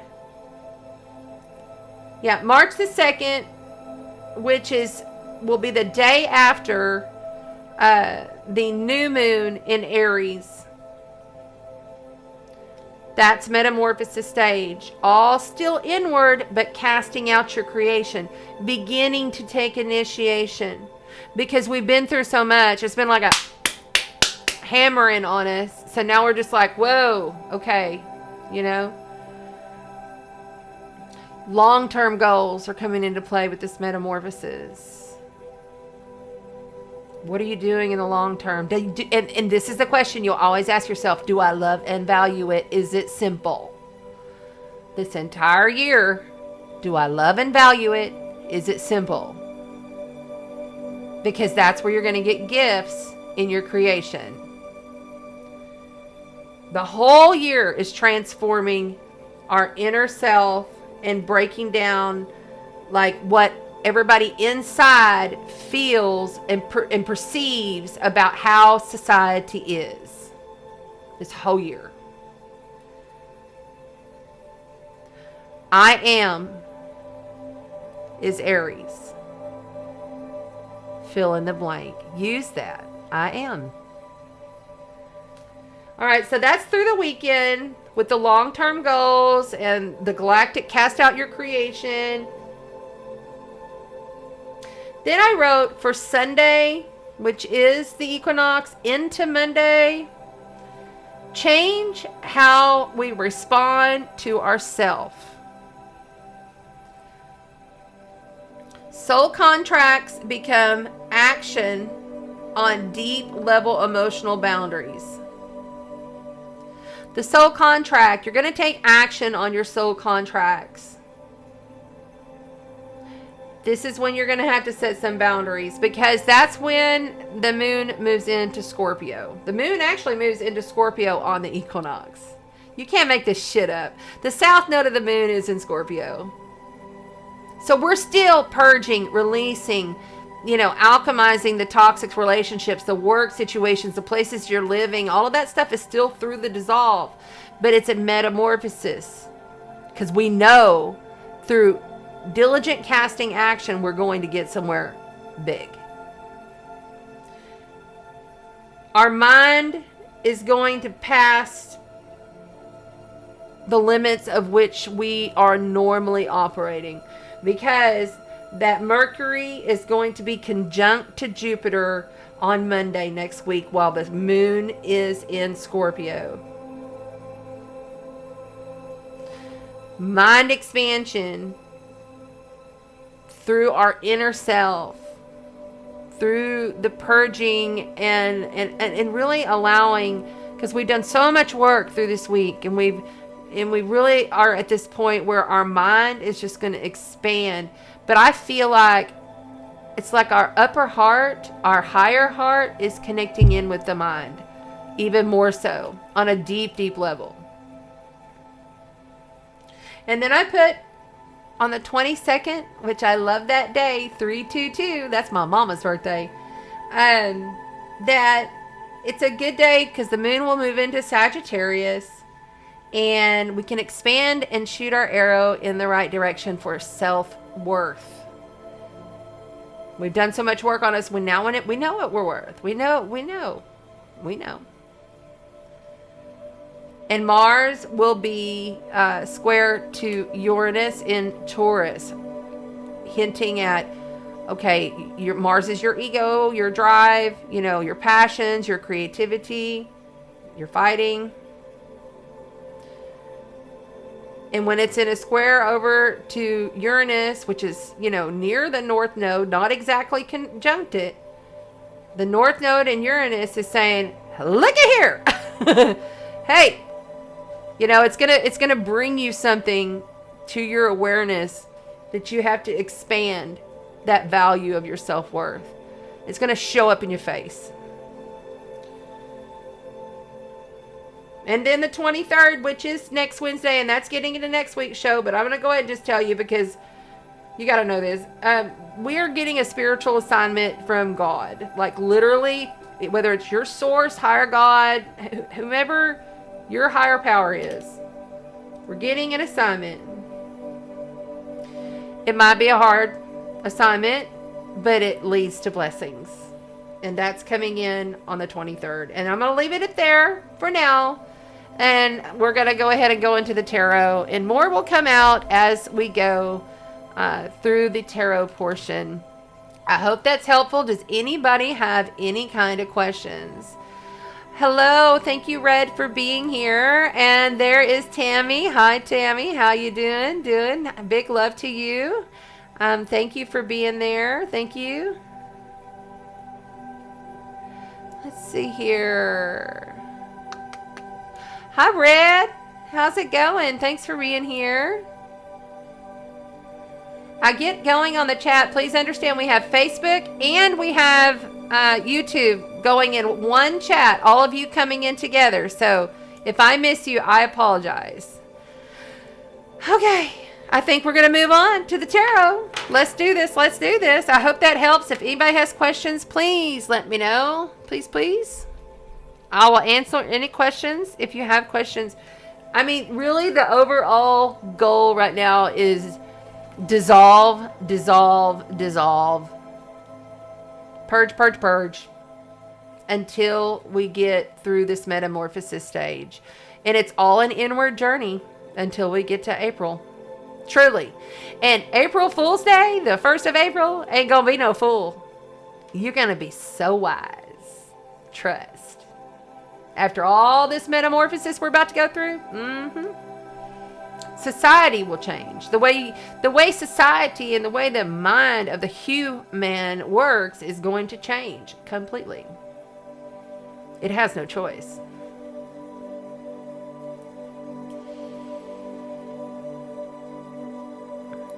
Thank you, Linda. I appreciate that. Thank you, Shauna.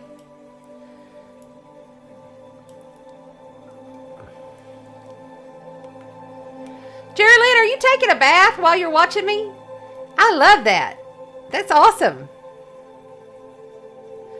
Amy Ulrich confirms. She says, my North Node is in Virgo, and it totally sounds like how I am with my plants. There you go.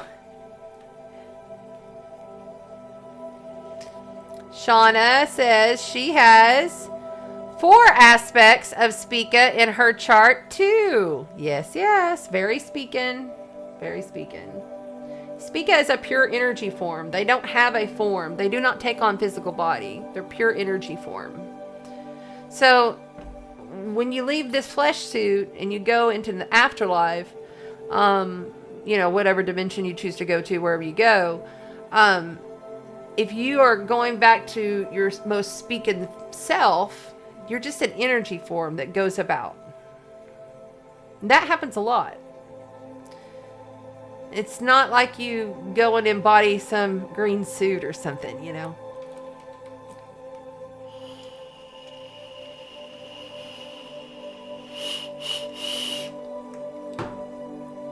Let's go. Let's do these cards. Woo-hoo-hoo. I'm so glad you guys are here.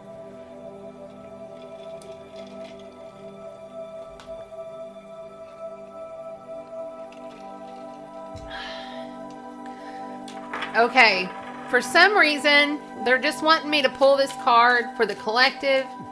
I'm feeling, I don't normally do it this way, and I've been told twice today, you're not going to do it like you normally do it. I'm like, okay.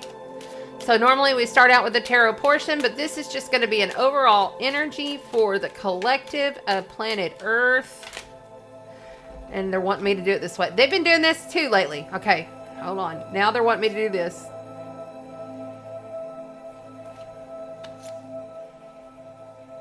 This one. Jupiter expansion. I'll zoom that in so you can see it up close. All right, and that is a little bright, so I'm gonna turn it down so you can see the card. I don't know why. No, it's too much gamma. There we go. It says enthusiasm, optimism, generosity, benevolence, beliefs, luck, seeking, travel, positivity, lectures, foreign cultures, teaching, pilgrimage, chance, expansion, leaping, exploration, and potential. Jupiter is in Pisces, expanding all of this energy. We're going to start traveling again. That's opening up. I told people for the last year and a half, when we had the south node of the moon in Sagittarius, that was when travel was going to be limited. It was going to change. It was going to stop. As soon as that south node came out of Sagittarius and it moved into Scorpio, we started opening back up different ways to travel. Different, people are moving, even more so now, they're on the move. So that's a good thing. I like that. Jupiter is like the most beneficial gift-giving planet that we have, other than the sun.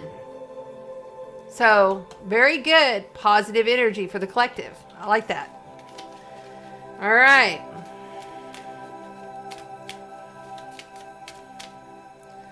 Here we go. All is right with the world. Jerry Lynn says it. She says it. All right, here we go. We're going to start off with the Golden Art Nouveau Tarot, based on the Rider-Waite Tarot, and we're starting with fire. Fire is first tonight. Aries, Leo, and Sagittarius. Aries, Leo, and Sagittarius energy. This is for your sun, moon, or rising signs. If you don't know your birth chart, please go get one. Astrograph.com. Know your big three. Your sun, moon, and your rising are meditated on prior to coming into the reading. Okay, we've got stuff flying already, and I'm not ready with that yet. Here we go. Aries.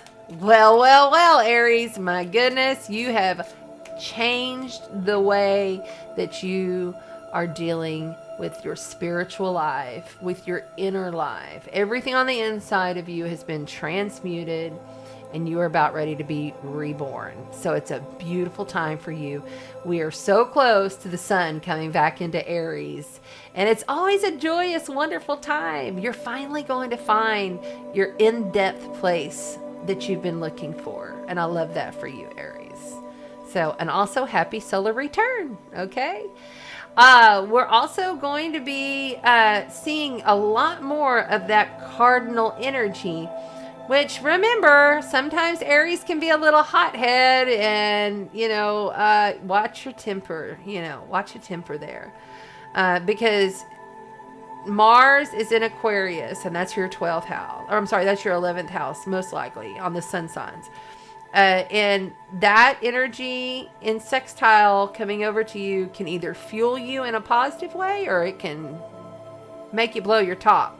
And other people too. So we all got to watch that. Okay, moving right along. Aries, Leo. Hi, Leo. Oh my goodness.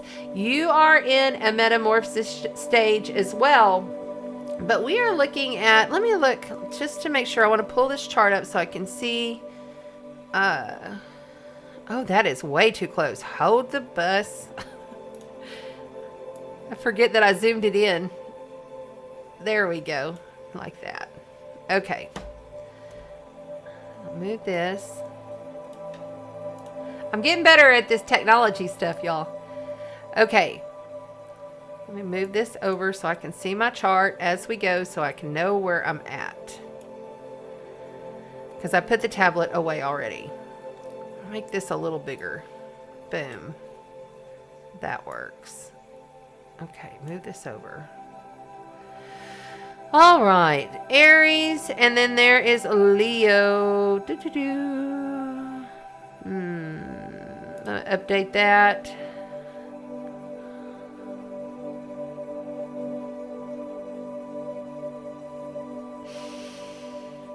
So Leo, with this full moon happening in Virgo, this is in your second house.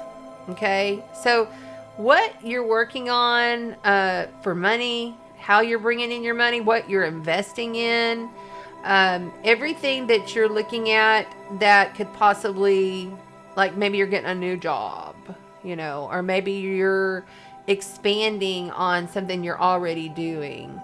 It can totally, like, it can get emotional because you have the moon activating your second house with all of this energy.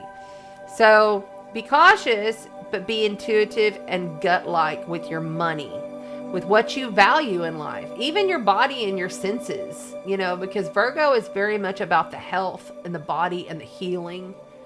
So it'd probably be a good time to really, if you want to start a workout program or something like that, or you're wanting to do something different, you know, physically, it'd be a really good time to dive into that on a deeper, more emotional level for you. Okay, and then we have Sagittarius. Oh my goodness, Sag. So this full moon is happening in your, let's see, where are you, Sag? There you are, one. Your ninth house. Okay, so this is the house that you actually rule. So you're going to be expanding on everything that you're used to. You might even go take some trips, long distance travel. Maybe you're going to meet a hot guy who is like a foreigner. Maybe you're going to start working with some foreigners, somebody that's off, you know, different from what you are. It doesn't have to be like somebody that's far off from you, but maybe it's someone who's foreign to you. I feel like the Sagittarius energy is finally opening up, but this has been emotional time, and it's a deep psychic, intuitive awareness type time because you have that South Node in Scorpio that's hitting your 12th house. So be aware that everything you're doing over the next 17 months has to be on that deeper purge type level. Okay, so that's just going to be a norm that you're going to have to like deal with, but you can alchemize anything that comes to you. You can transmute that shit like this, left and right, with this moon. You can heal. If you got physical body elements, you can totally heal this. Yeah. All right, Sagittarius, Leo. Okay, that's it. So let's get on to the cards. I want to make sure that I have all of these. There we go. In the right way. Okay. I don't do reversals on this just so that y'all can see the cards, but when we do personal sessions, I do reversals, and I do reversals on TikTok because those are a little bit quicker, less in-depth reads. So I'm doing that on Fridays. I'm going to start doing it from the pool. Again, TikTok from the pool, so I hope you guys can come and watch. All right, let's move this out the way.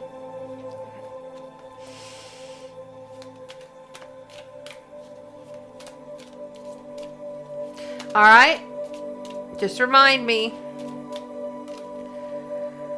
we are on fire, on the fire signs right now. All right, here we go.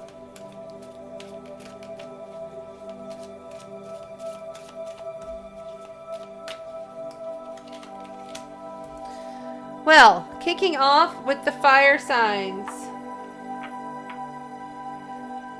That's nice to start. You've got the beautiful sword energy, ace energy. There's only 4 of these in the deck. So you got the air energy, communications, cutting ties.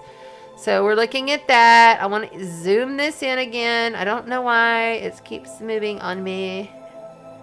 There we go, so that you can see nice and close. There we go. Thank you for your patience. All right. Something new, a seed of truth.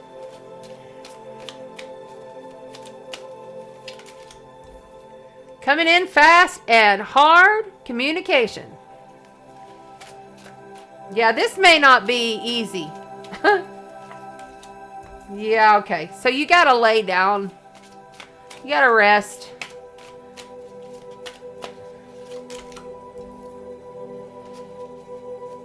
Someone outside of you is leaving.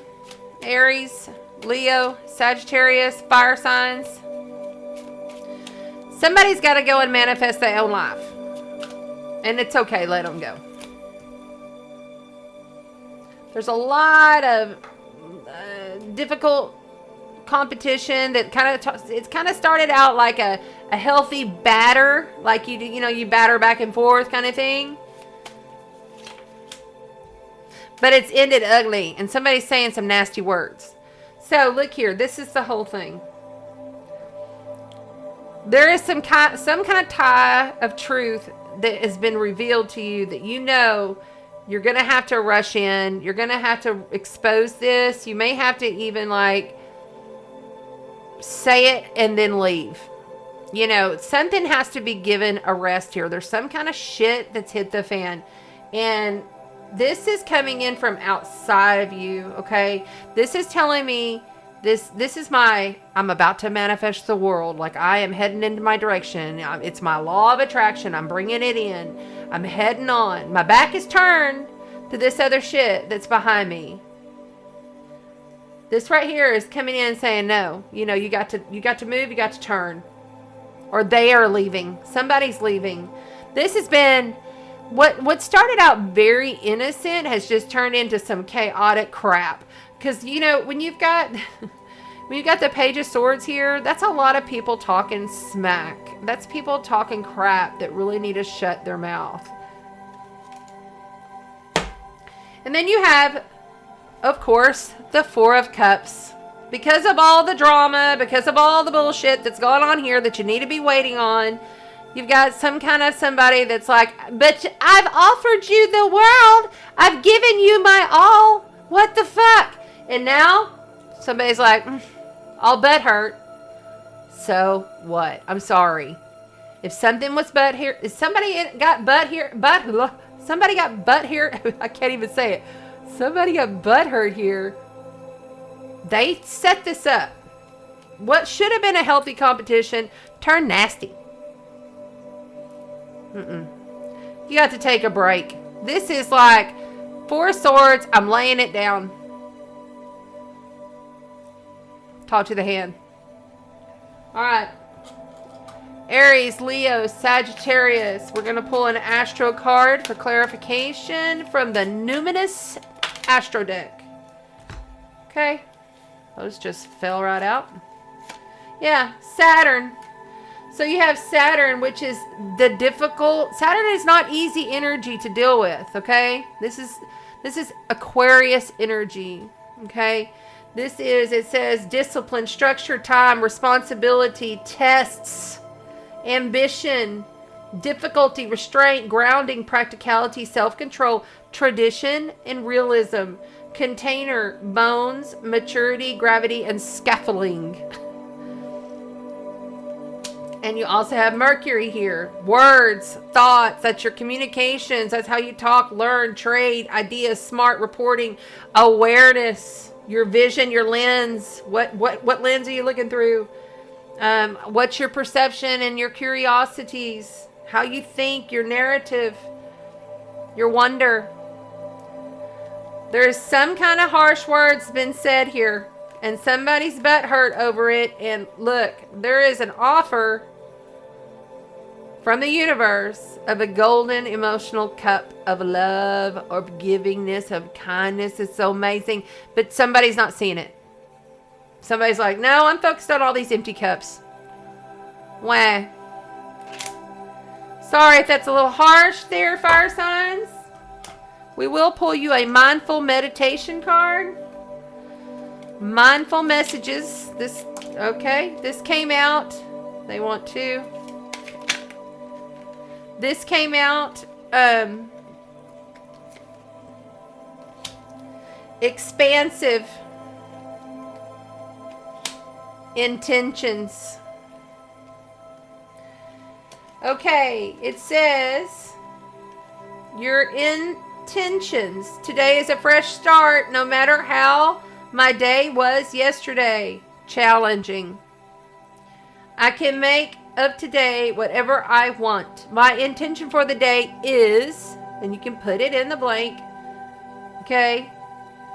These are little intention cards. They're just little messages cards. They were given away as the winner to Shauna tonight. And then expansive. Every day I'm learning new things and expanding into my highest potential. Well, you damn sure were learning some things, weren't you? You know, you really had your best intentions here, but whatever this is, it's done. It's over. Move on. I don't care if they act like they're all butthurt and they're all like feeling regretful. This is what I'm talking about. This is when the universe steps in and says, are you really ready to expand? Are you really ready to grow?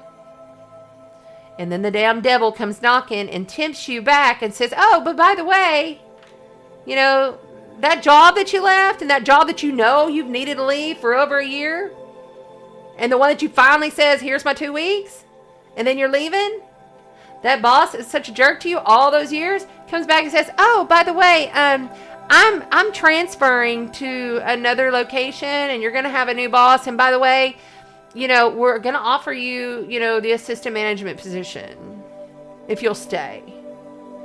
That's the kind of devil come knocking stuff. Watch out for that stuff. Same with relationships, but that's just an example for you fire signs. Stay the course.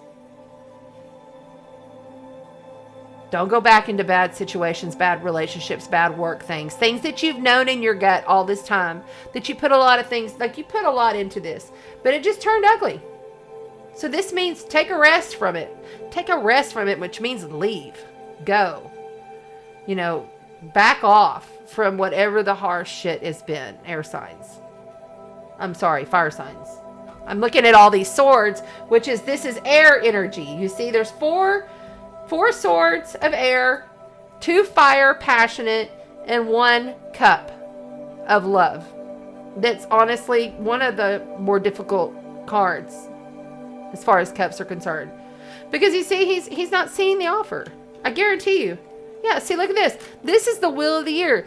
This is the wheel of fortune. These are all fixed energies. Fixed. These are the fixed signs. Fixed energy means the decision has been made. The wheel has been turned. Once you turn the wheel, you can't go back until you go all the way through the whole process again. So do you really want to go back through all this process? Do you really want to deal? Fire, I feel like there's some air signs in here. Maybe you have an air rising or moon, but I keep going to air. There's a lot of harsh energy. This page, it's not a nice person. He's also a spy. Like lots of people talking shit behind your back, saying shit. That needs to stop. This is not a healthy competition anymore. And those people that got their back turned to you and they just want to go, let them go. Because you're all cool in your peace right here. Check it out. You're all cool in your peace. I'm cool in my peace. I've gotten the knowledge of truth that I needed to cut through this.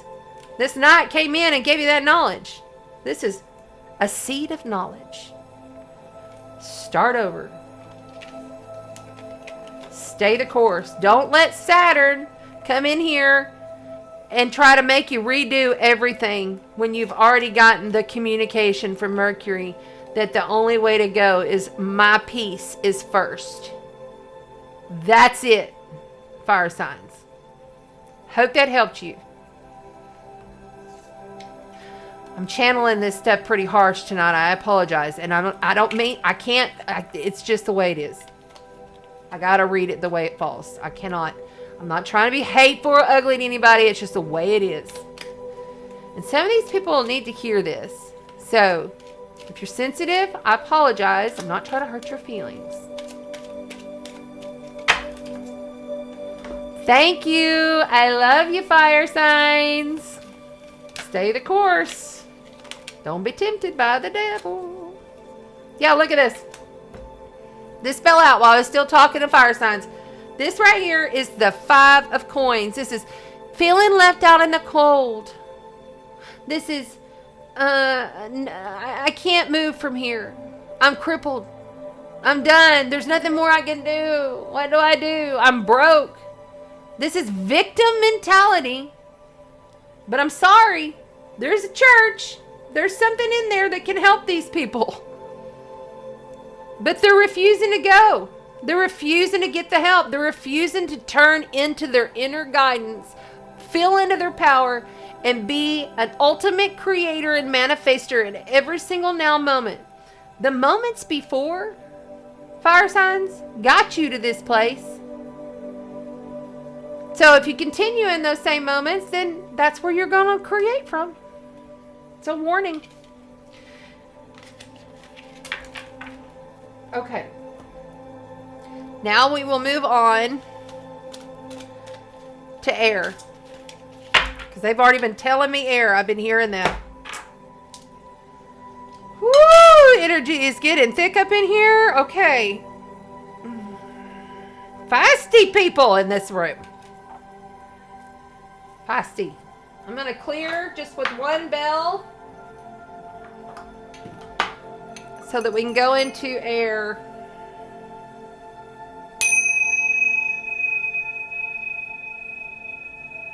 Just clearing the cards, clearing the space. We're going to enter into air sign energy. We're talking about Aquarius, Gemini, Libra.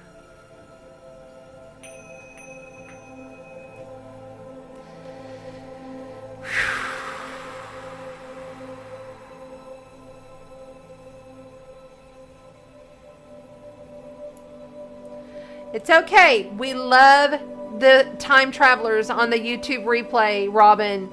You please, I mean, seriously, the more people that go to the replay, that helps me. Even if you're here in the live, I mean, truly, if you could just turn that video on your TV while you're cleaning house or while you're working and just let it roll, it would help me so much, because it's been over a year and I'm so surprised. I get suppressed because of what I do. And I'm not the only one. There's lots of tarot, astrology, spiritual people that get this. And so it is what it is.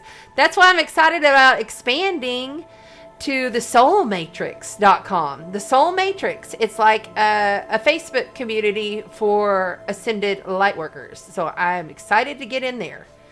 I just created my profile today. So y'all go check out the soulmatrix.com. It's listed here in the chat on YouTube, I think.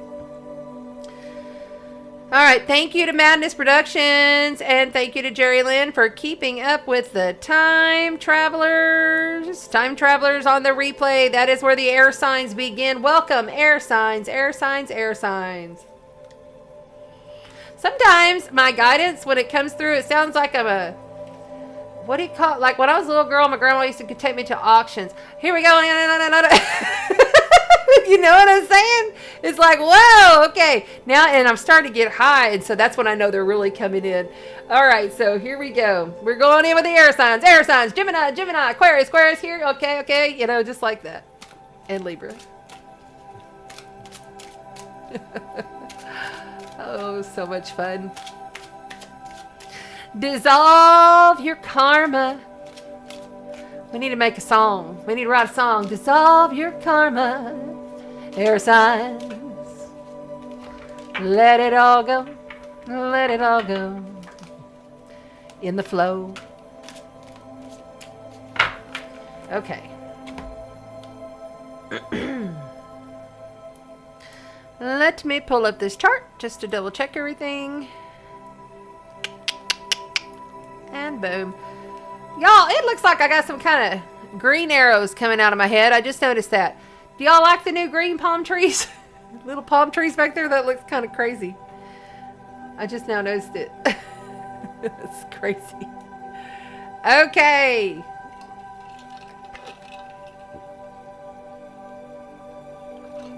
Aquarius. Woo, Aquarius. Okay, so this is happening in your 8th house. This full moon in Virgo is happening in your 8th house. The 8th house is the Scorpio realm. I know it well. The 8th house is deep, deep transformation, psychic surgery, rebirth. You know, all of the good dark stuff. It's also a really good place to deal with your taxes. You can like purge. Like if there's, okay, so they're telling me, Aquarius, this is interesting. So Aquarius, currently you have Mars, which is your ego, your drive, your passions, your creativity, and Venus, your love and your balance, what you value in the world. And you have Juno, which is like the rebirth of the youth. It's like the student. It's like the June bride. That's why they call it Juno. And then you have, and that's the reason I put it in there. It's for Aquarius. And then you have also Saturn there. That's been there for like 1.5 years. So you have quite a bit of action going on in your sign. And all of that action, by the way, especially Venus, is in trine right now to Black Moon Lilith. So there's a fear factor going on here. There's shit that's coming in for the Aquarians that they're not quite sure of. So I would recommend, if it has to do with family and relationships, I feel like it's a family relationship thing, whoever I'm connecting with here. The Aquarians need to just have more trust, and they need to actually utilize composure, I'm hearing. So you need a little more composure within yourself. And, you know, you often tend to run, I don't want to say run, to kind of pull back and go within yourself on things. But here recently with all of this action going on, it's kind of like, oh my God, what do I do? So the Aquarians really need to like pull back in, realize that the stuff that's happening to the other people around them, they cannot attach their outcomes to that. Don't attach your energy and how you deal and react within your own frequency field to other people's outcomes. It's never going to end well. You have to learn to allow others their karma. It's not easy, but you're going to have to do it. And you can do it. You're a fixed sign, so you can kick that shit in the ass. You can do it, Aquarius. I know you can. I have faith. I have faith in you. Okay, and then we're moving on to Gemini. Okay, Gemini, you have got the Black Moon Lilith still posing around in your beautiful house. And you are, oh goodness, you're in a square down to Mercury and Jupiter in Pisces as this full moon is happening. You're also in a square. It's a little bit wider square over to this moon.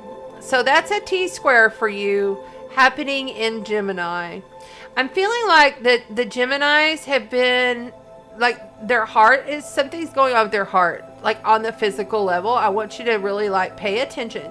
Maybe you've been having heart palpitations. Understand this. I am not a doctor, but I do study every single day the Schumann resonance and the electromagnetic energies and the CMEs that are coming into this planet, because that is how we elevate our frequencies and elevate the planet's frequencies.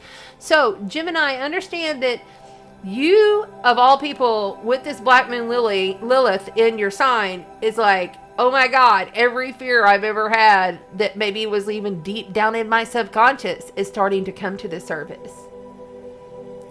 With that knowledge, knowing that, you can move forward in healing that issue, especially now as you have this beautiful Virgo moon in a square.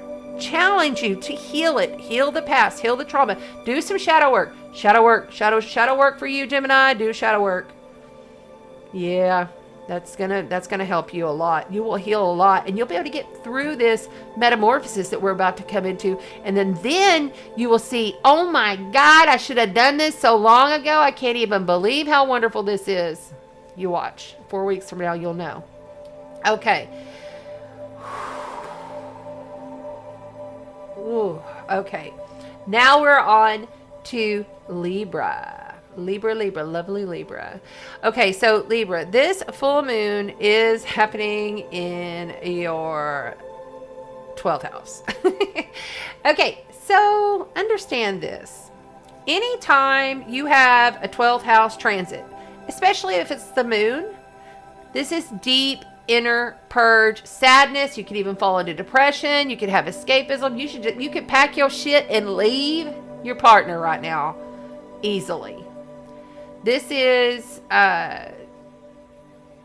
feeling as though you're not getting enough. I feel like the Libras are going to fall into this, like, it's either A, they're going to escape in some form or fashion. I'm not saying everybody's doing drugs or alcohol. I'm saying that could happen.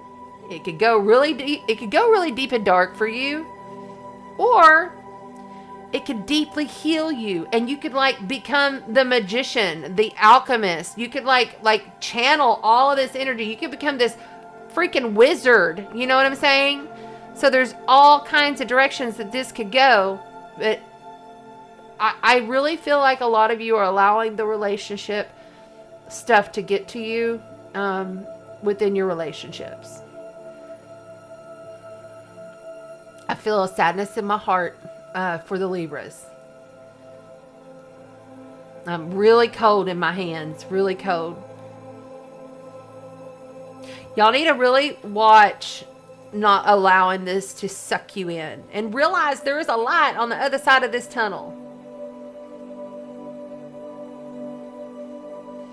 Some people may go, some people may pass.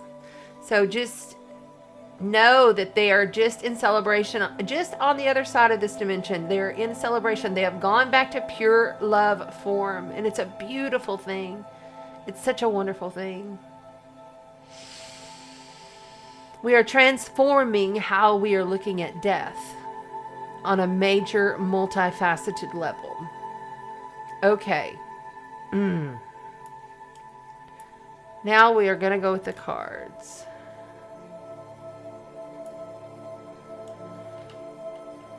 All right, there we go. Shauna says, I've been having heart palps, and I'm a Gemini rising. I always get them when it spikes. Yep. We had a CME that came in for over 15 hours plus this past weekend. And it was at KP6 or higher for 15 hours plus. It's happening so steady now. And you can feel, like I could feel that wave coming in a couple of days before it hit. I was like, that thing's coming. I can feel it. I get wired. I get excited. And then it's like 3 days of wired, doing all kinds of stuff, getting stuff done, having fun, enjoying my life, doing my thing. And then I crash and burn, and I'm like, what? People try to talk to me. I'm like, what? And I've had such the brain fog going on. I can't analytical nothing. I just have to go in the channel. I've been channeling as I'm talking to people. My roommate here, Sandy, she's moving. She got her place, but it's just like when I have a conversation with her, it's just like, I just start channeling this stuff out, and then she starts channeling. It's like everybody's channeling. It's like awesome. I love it.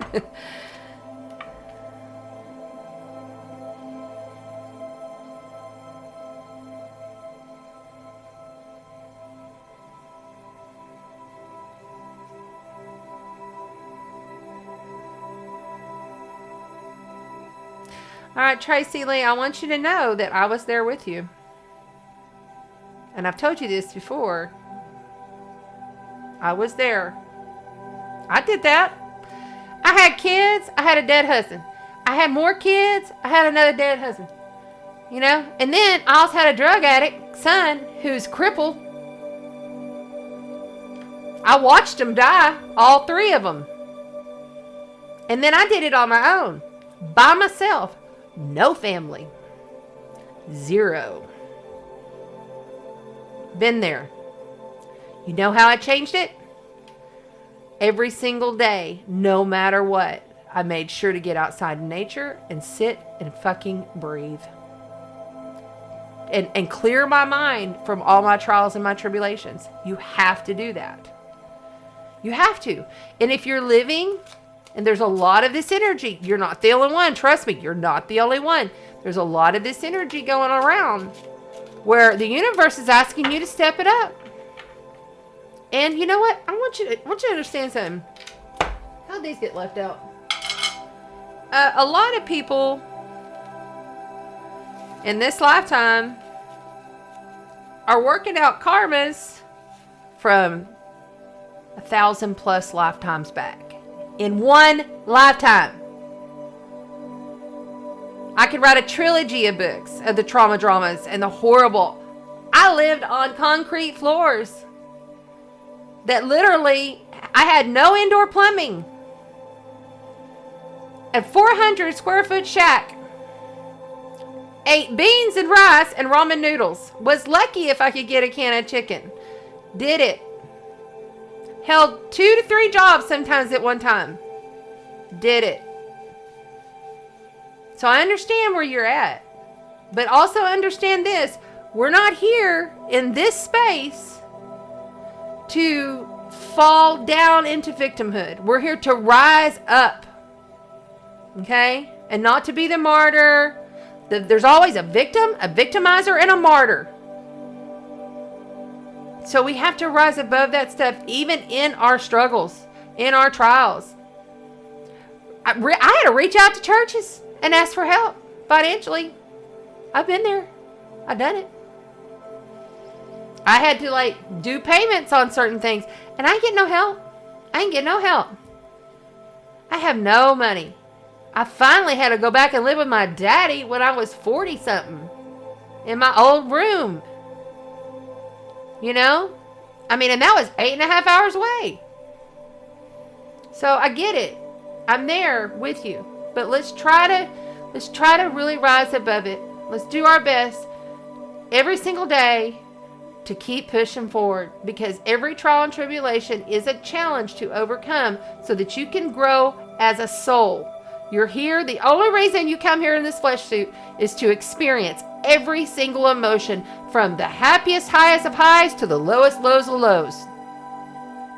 And when you learn that, accept that, then your life will begin to change. And then you realize that you are a character in what is like a reality. It's like a virtual reality that you're in. If you start to understand how to work the energies. Energy is everything. We are energy. Everything is energy. And when you're putting off energy, I'm struggling, I can't believe this. There's nobody here. My mom is gone. You know what? My dad's gone. I got 3 husbands dead. So, you either continue to focus in on that tragedy, or you focus in on the light of who you are, and you change your world. One moment at a time sometimes. All right. Well, then maybe you need to change your maiden name. If you're going to identify with that program, change your maiden name. If your maiden name is Pain, change it. Change your name. You can have a rebirth and you can change your name. Did you know you can also change your astrological birth chart if you so choose? You can create a new birth chart for your new life. You can program your life and yourself how you choose to do it. And that's no bullshit. I've done it. I don't speak to what I don't know.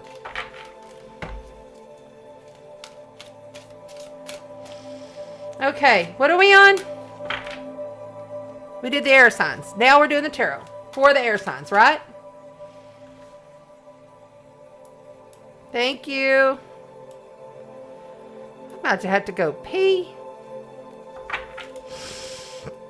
Hey, you can change your name. Don't give me no more excuses. I really don't want to hear them. And that's them. That's not Chanda. They're like, we don't want to hear no more excuses. We want you to step it up. Make it happen, however you got to. Because once you get there, you're going to be amazed.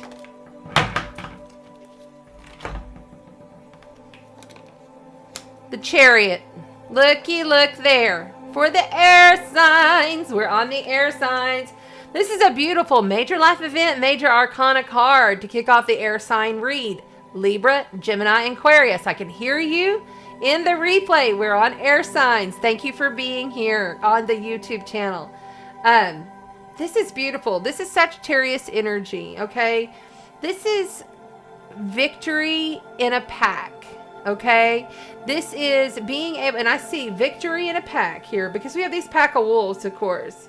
Okay, and then you have this beautiful goddess that she's just humbled in her existence, like literally guiding this pack.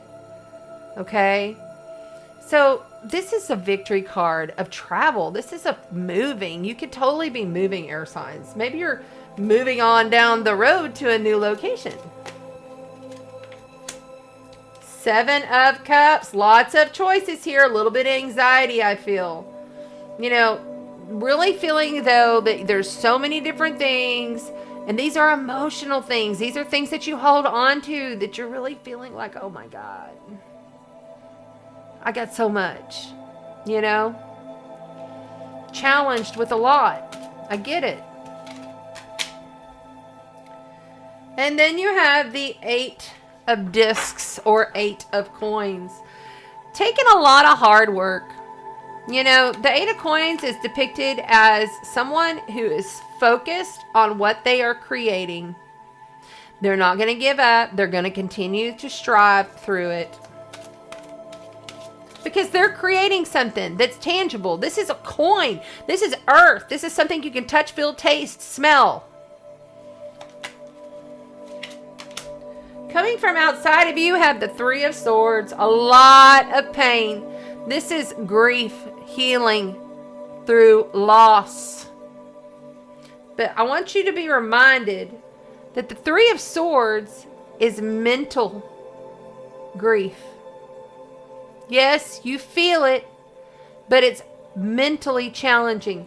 This is coming from outside of you. Something came in to give you some of the most heart-wrenching, difficult grief there is to you air signs.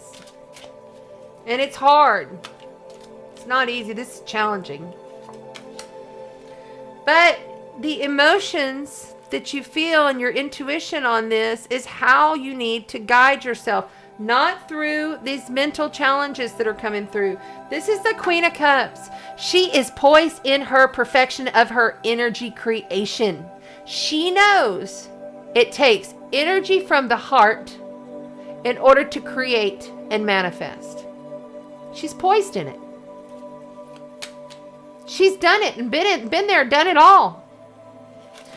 And she's telling you there's a bunch. There went my vape. She's telling you there is a bunch of choices here.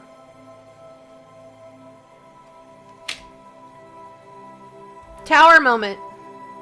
I'm not surprised for the air signs at all that this tower came in.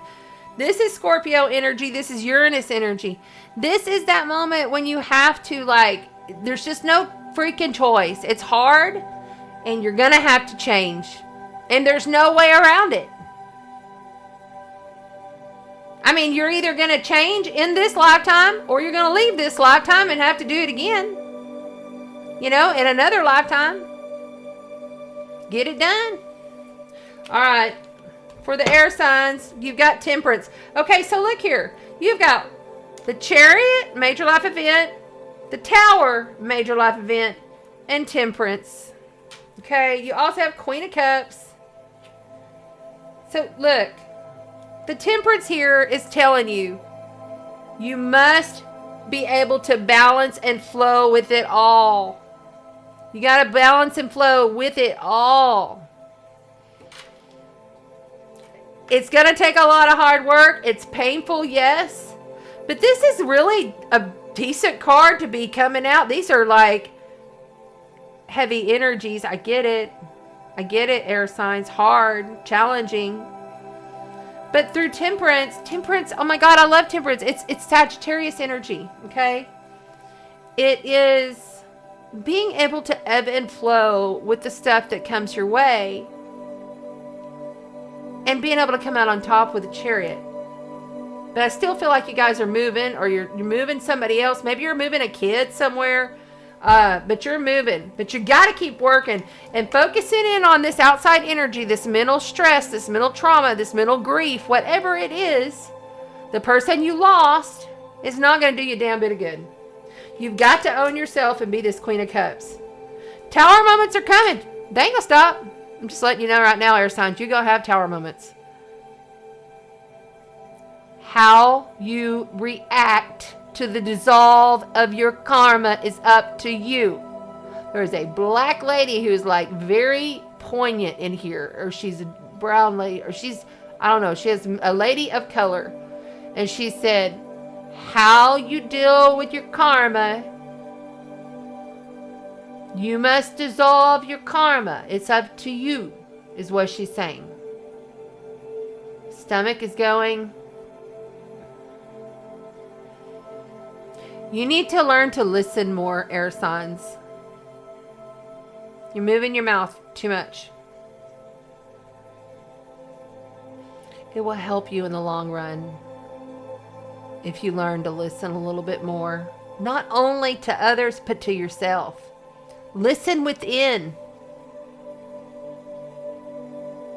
All right, so let's keep moving with an astro card for the air signs. All right. Oh my goodness. Air signs. Wow. You got Jupiter expansion. That was the first card that we pulled for the entire collective. See, air signs, what you don't understand is because you're so analytical and you're so, like, your mind is so like the insides of a clock. If you've ever looked at an old clock, inside of an old, like, grandfather clock or whatever, the teeth, they go tick, tick, tick, tick, tick, they go in and out, right? That's how your mind works. Guess what? Mercury and all of this Piscean energy is put your mind into mush. And you don't know how to deal with that. So it becomes tension. It becomes pain. You know, it's an overall energy that you have to learn to transmute, transform, clear. You have to do this, practice. In the morning when you wake up, in the afternoon, in the evening, if that's what it takes to get through. And realize that, damn, another day is coming. And even if you die, even if you were to die, you're still going to transform and go somewhere. It's not over. So you might as well live your life, even if it's challenging. But you've got expansion. Jupiter, these are gifts. This is luck. This is good shit coming your way. If you can drop all the sadness and the trauma. Victory, temperance, a tower. Tower moments aren't always bad, by the way. You could have a windfall tower moment, win the lottery. You could have a windfall tower moment, and all of a sudden you have a brand new grandchild you didn't even know was coming. Or you have a brand new work, or a brand new life, or a brand new house. Jupiter is big. It's expansion. It's jolly. It's happy. That's good. And Mercury, communication. Damn, that came out again. Y'all sit there and watch me shuffling these cards. Mercury, there's lots of words, lots of thoughts, lots of chatter going on that's unclear right now. This is Pisces tail end season with all those planets there. And those planets are going to remain there even though the moon moves on. Neptune and Jupiter still got a conjunct. They're going to conjunct next week. Jupiter's going to move on through. But then all those other planets that are in Aquarius are going to come on. So it's a lot of Piscean vibe. And the more you learn to work within the cosmic realm of your soul, rather than on a mental human level, you'll do a lot better. All right, I'm going to get a mindful message card for you.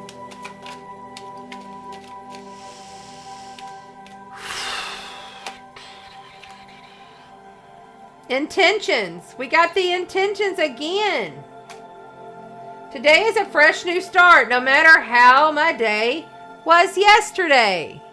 I set the intention to blank. I am blank. Intention settings. Working on your energy hygiene in the morning. Inspiration board. Maybe that would be, you know what? Damn right. You know, I'm not a big inspiration board person, but I think you air signs, that would be right up your alley. Go and make you an inspiration board. It says, I am ever feeling down. If I am ever feeling down or bored, I spend time creating a vision board to place in my home. I fill it with quotes and pictures and desires that will bring me inspiration and joy. Do that. That would be perfect for the air signs. As you're going through this process of these tower moments, staying balanced. 1 foot in this world and 1 foot out of it. even flow, fire to air, to water to earth. All right, thank you, air signs. I hope that helped you.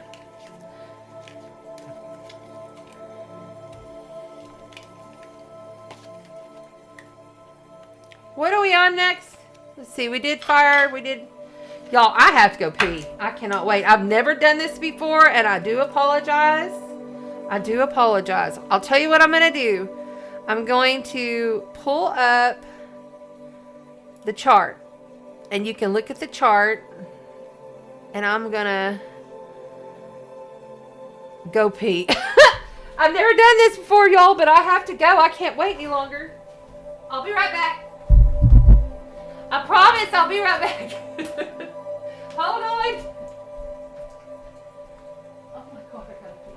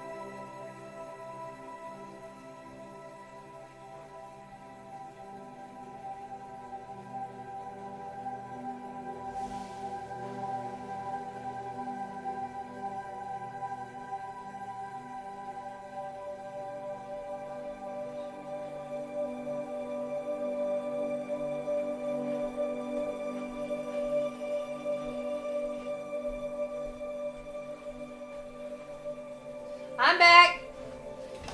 Okay.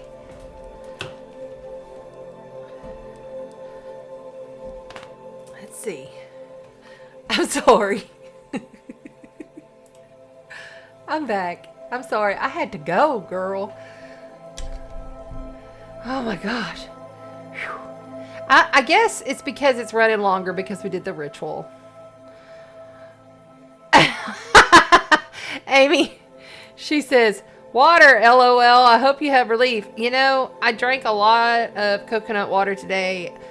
I do these, oh God, what do you call them? Something fasting. It's like where I only eat like my protein shake and then something in the morning, and then I drink a lot of water all through the day. And that's what I've been doing because I'm trying so hard. I've actually started doing a little bit of yoga. Thanks to Christina Carr. She gave me one of her little yoga pillows to put under my knees for my back, and it's helped a lot. All right, so let's get back to the program.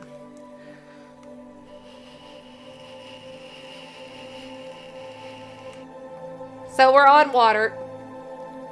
Is that right? Yeah, okay, water.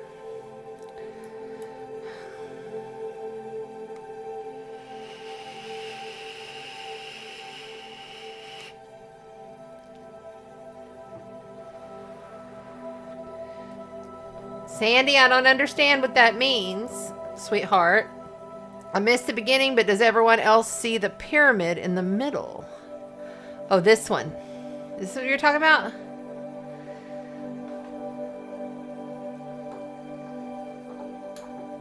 This is very special. Okay. Can you, I don't want the light. There we go. It has all kinds of stones. I have a whole list. It has copper, of course, and black tourmaline, quartz crystals, smoky quartz. I got smoky quartz because smoky quartz is really good for transmuting dark and heavy energies. This is also, if you look at the bottom, see? This right here, I promise you, all of these energies that are happening from all these cameras and everything that's around me is blocking all of those frequencies from coming into my field.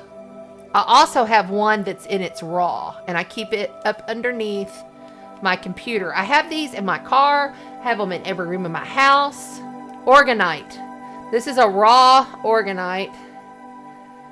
It's not been like polished. Come on. There it goes. It's in its rawest rare form before it's been like fired. And I keep that one right underneath the computer. Yeah, that's a pretty one. I'd like to make those. I've actually studied how to make my own orgonite pyramids. And I have a gentleman who I've just taken on as a new client every other week. He comes to see me for sessions. Who is really good. He's a Virgo. And he's really good at building things. And I gave him all of the mathematical equations on how to build me my own Russian pyramid that you actually can sit in. That actually you can take the barometer and you can measure inside to see it move where the energies are held within these pyramids. And I'm selling the bed in the other next room, selling it off. And I'm creating a really special room next door for clients and for myself and for friends. I'm going to create a library. I have a vision of a crystal. I'm going to my father's and I'm going to be bringing back a lot of crystals. Some I'm going to keep, some I'm going to sell. It's going to be my crystal healing room, library,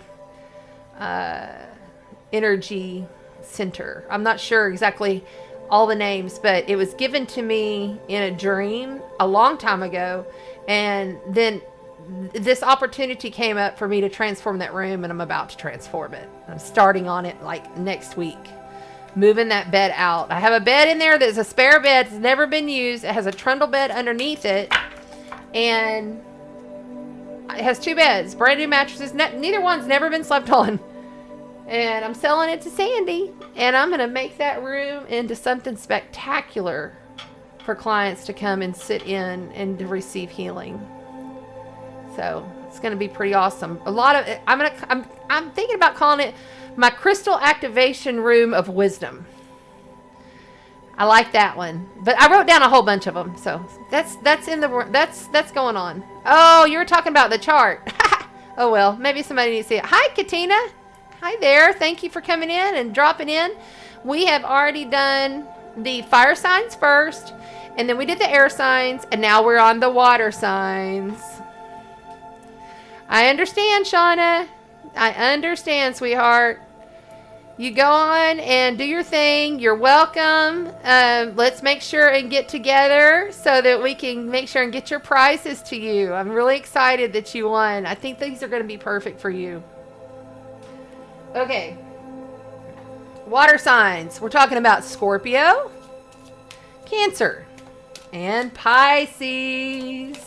We'll start off with Pisces because Pisces is the star of the show just for a few more days. It's your solar return, Pisces. You have Neptune, Jupiter, and Mercury. They're all activating you. This is like, for the Pisceans, this is like life-changing things that are happening with you. Okay? And Jupiter is really picking up speed, and he's the one that's expanding on all of your gifts, on all of your creation, and he's really starting to move. And Mercury's coming up right behind him, okay? And he's about to conjunct your sun, and it's going to expand everything. Now, because Jupiter is moving so fast, he will be entering into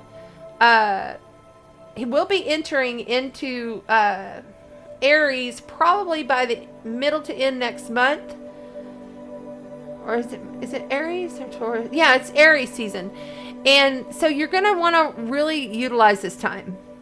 Like anything you're creating right now, stay on it. You, unlike everyone else, anybody has Piscean energy, especially rising, sun, you know, you, unlike anybody else, you are on point with shit. Stay on point. You have a tendency to get wandering, I wonder if I do this or if I do this, because you're a mutable sign and we need you. Thank God for mutable people that are flexible, But with your own self right now, because you have all these energies activating you want to make sure, especially, oh my God, in your relationship realm, okay? Because Virgo, that is your relationship house. That is how you relate to not only other people, but it's how you relate to the self. Okay? So you want to make sure that you are keeping yourself on point with yourself and others. Remind yourself, get up in the morning and be like, I'm going to be on point with my creation today. That's a good mantra for you every day. I'm going to be on point with my creation today. I will not wander. I will stay on point. There will be the time for rest, but not right now. Okay? Happy solar return. Happy birthdays to all of the Pisces. It's been a beautiful Pisces season. We're about to enter Aries. And that'll be your money house. That's your money house. The sun is going to be shining in on your money house. Be ready to make some money, especially when Jupiter enters there. Boom. You better be in your creative flow on what you are putting out to make the money now. Because when that Jupiter enters the money house, that's when you're going to start seeing the gifts and what you value. All right. So then we'll move on to Cancer. All righty. Cancer. Okay. Cancer. Be very aware. Let me pull this now chart up. Be very aware that because Black Moon Lilith is in your 12th house, you can emotionally go into a very dark place of all of your internal fears. But this is the thing. This moon is going to be happening in your 3rd house, your healing house, how you create health and wellness on the practical day to day through your communication with yourself, communication with others. This is all of your, like if you're writing something or if you're gonna stand up at a podium, baby, you're gonna be speaking to people, teaching people. It's a very teachable sign. This moon right here that's in that 3rd house is going to help you move forward with that if you can overcome those deep subconscious fears. These may not even be fears that you held on to from this life. It might be something deeper and darker than that. It could be something hidden may come up that is very fearful, that instills the fear. That's actually quite the illusion. Take off the goggles that you're looking through and make sure you're seeing things very clearly, because there's something there for the Cancers that you're not seeing clearly.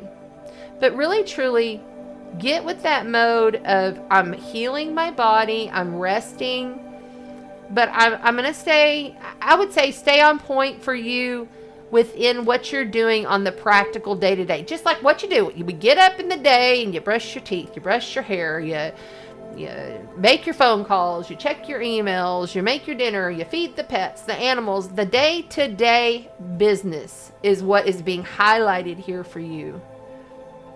So as you're moving about even your spiritual day-to-day, remember that you could go to a dark place very easily. And Black Moon Lilith is going to bring up fears that you have to transmute. And recognize, say to yourself, is this mine? Is this even my shit? This might be a collective fear because you're picking up on collective fear because there's so much of that bullshit going on in the world.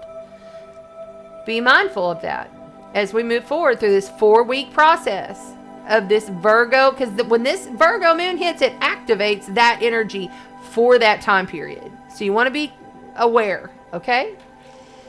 And then we are on to Scorpio. Alrighty, Scorpio, this is happening in your 11th house. The 11th house is all about, it's the Aquarian house. It's all about your collective. Your collective. And I'm speaking to you on a personal level for Scorpio. The tribe that you surround yourself with. Being of service. You know, being of service to the collective. How can I be of service through my healing modalities to the collective? How can I truly give back? How can I truly make a difference in this world? On a practical day-to-day level. Simple. Let's not forget, Taurus is the north node in your relationship realm, and the south node of the moon is in Scorpio, allowing you to deeply purge and transmute the collective fear. Scorpio, you are the diamond in the rough right now. You can transmute this collective fear just with your intention through your practical day-to-day, simple modalities. Do it, Scorpio. You got this. You got this. Yeah. Be very cautious, though. This could turn there's a turning of the tables on you very easily. People could come at you nasty. People could be talking with their chatter. You just have to learn to rise above it. You just have to learn that what you're doing in your heart, you know is right. And don't try to get all shady and fall into that lower vibration, Scorpio, that's so easy to do. You know, transmute that energy on your daily practice and nightly practice and your astral travel, your dream state. There's so much to be transmuted there. All right. So that is the water signs. Thank you, water signs.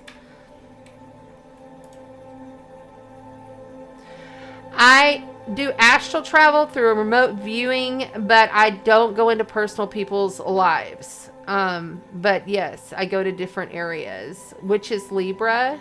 Not real sure on that one, Katina.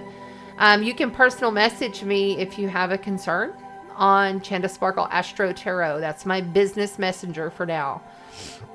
That's how you can contact me.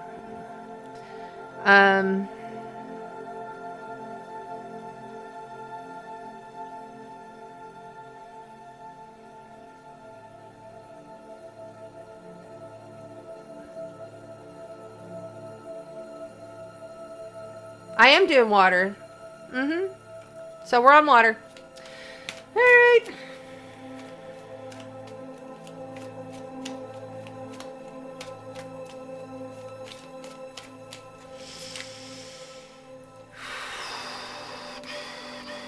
Water signs. Right there. Well, water signs, this has been a long, treacherous road for you, has it not? You have pushed through like a champion, carrying the load. You are the hero of your life and others. This is all your creation, and it's not been simple. But look at that. You are indeed major arcana, the High Priestess.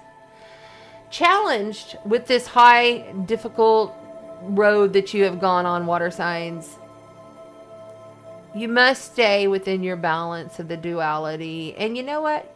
There is no reason for you to feel like you have to tell everybody about all your business either. She's the keeper of secrets. She also goes into the Akashic records, and she helps people to understand that they too have the power to go into their Akashic records and see their past lives, their future lives, all of their aspects of self can come up into reality through the High Priestess energy. It's not easy, but it's doable. Because kabam, you've got the Tower moment, right? So Tower moment tells me this is Scorpio energy, Uranus, the planet Uranus energy as well. This comes in and says, I'm going to totally blow and awaken, and I'm not going to stop because I've got to push through. I've got every one of these wands is fire energy. From fights to love to passion to work to creativity, trials, tribulations. It's the whole fucking kabang. Poised in your duality of the alchemy that which you are. Knowing there's going to be more Tower moments. It's coming. But I'm ready because I know how to respond and react to it because I've done it so damn much. Yeah, baby, because coming in from the outside for you water signs, we're on the water signs. I hear you in the replay. Thank you. Please like, share, and subscribe. Is the Knight of Swords. Some kind of fast, hard communications coming in. Some kind of information is coming in fast and hard for you. And it's going to cause this tower moment. There's a tower moment. You're at the end of the road here, but there is a tower moment.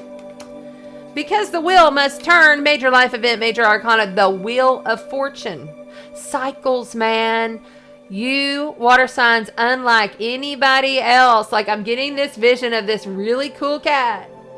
Like, and I'm not talking a kitty cat. I'm talking like he's just this really cool dude. And he's just like, I'm completely enmeshed in my life and I'm able to handle anything that comes to me and I don't have to worry because I know it's just all about the cycle. I'm not going to fall into victim, martyrhood, victimizer. None of those three are a concern to me. Towers may come, towers may fall. I've carried shit on my back for so long. I'm used to it. Bring it. That's the energy. Because I'm moving on. This is the Six of Swords. This is moving away from a situation, knowing that you're probably still going to have to carry some of that anxiety, some of that frustration, knowing that it's not easy, man. Okay, so this dude is like up in here. He's like, it's not easy, man. He's like this cool cat. He's like from the 50s. Maybe somebody's grandpa was young and like wore a leather jacket. He's like this like roaring 50s energy. And he's like, it's not easy, man, but damn, you can do it. Look what all we did, is what this guy is saying. And he's young. He kind of looks like Elvis, honestly. Cool cat guy coming in for the water signs. Smells like leather in here. Oh my God, I'm smelling leather. I'm seeing the old time jukebox. Black and white checkered floors. Tingles all over the head.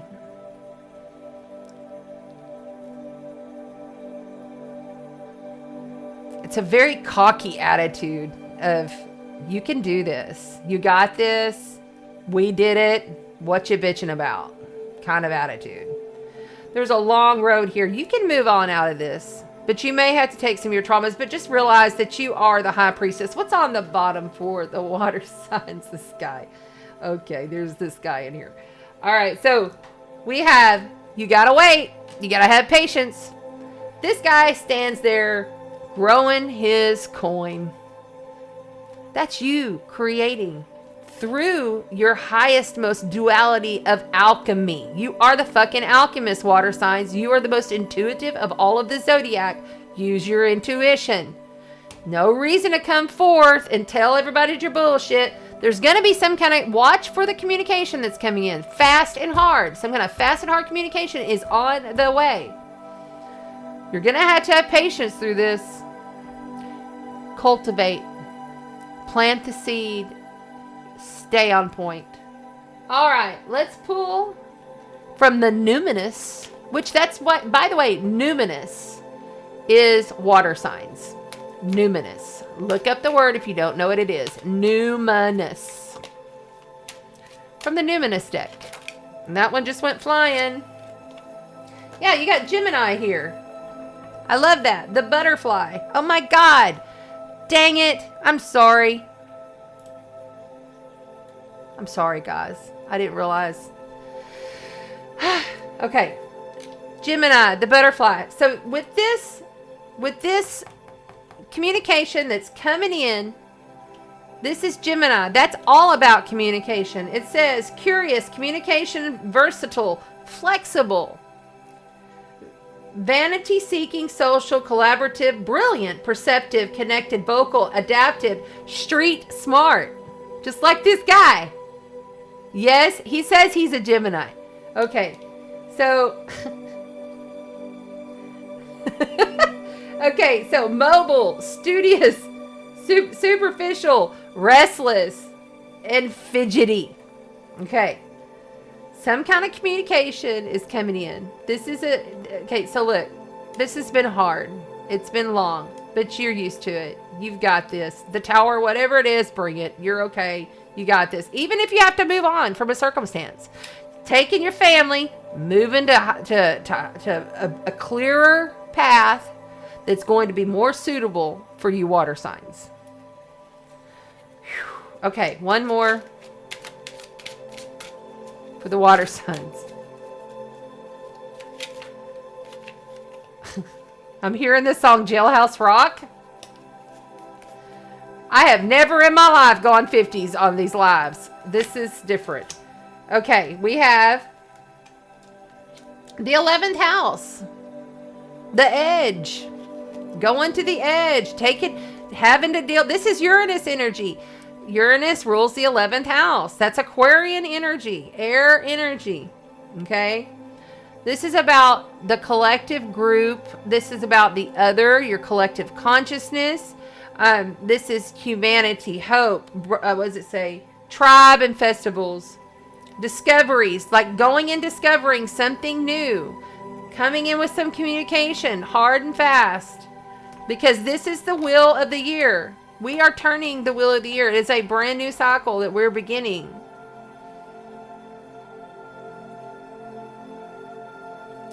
Your future. This is also the future. Your future is going to be speaking to you and asking you, do you have it? Do you have the huevos to keep going?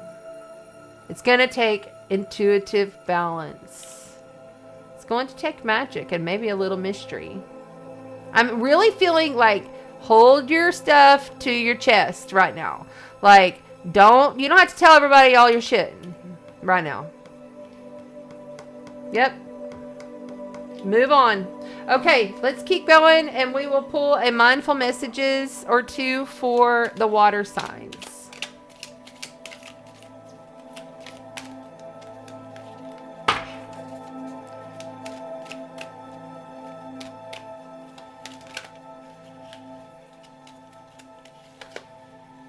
Breathe. All right, so I'm going to put this here so you can see. It is easy for me to return to the present moment simply by breathing. If I am feeling anxious or worried, I close my eyes and breathe in deeply, and I picture myself filling up with light. Then exhale and envision stress and tension leaving my body. In this moment, I am free to gently stretch and open my eyes, feeling refreshed. With all of this coming in, this tower moment, it's the wheel of fortune, the cycle, maybe having to leave and move, stuff coming in fast and hard. Definitely take that time to breathe and get back to your high priestess energy. It's the only way you can do it. And then you have creator of happiness. I love it. I love that. It says, I reclaim my power to create my own joy and happiness. It is not dependent on any outside source or individual. Therefore, it cannot be taken away. It can always be found within me. And there you go. For the water signs. I apologize. I got rolling with the channel and I don't see the screen until I see it. And I don't see the chat. You got to understand, I'm looking at you at this camera and the chat is over here. It's to the side of me. So if I get going on the channel and I forget, I forget. But you got to see it. There you go. What I'm saying is the main. Okay, everybody, that is the water signs, and we are on to the earth signs. Why does it seem that sometimes the earth signs always tend to be the last in line? Let's give these a good shuffle before I get going. There we go. All right, earth signs. We're talking about Virgo and Taurus, as well as Virgo, Taurus, and Capricorn. There you go. Oh, got 2 cards I missed here. Stick those back off in there.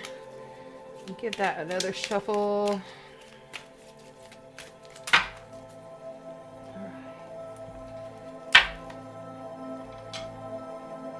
All right, earth signs, my beautiful earth signs.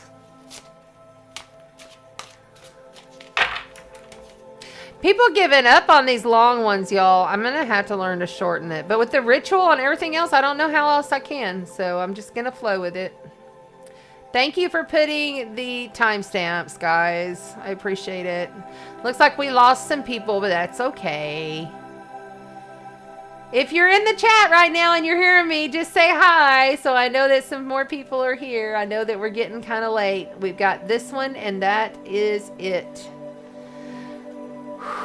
Energy's getting thicker and thicker in here.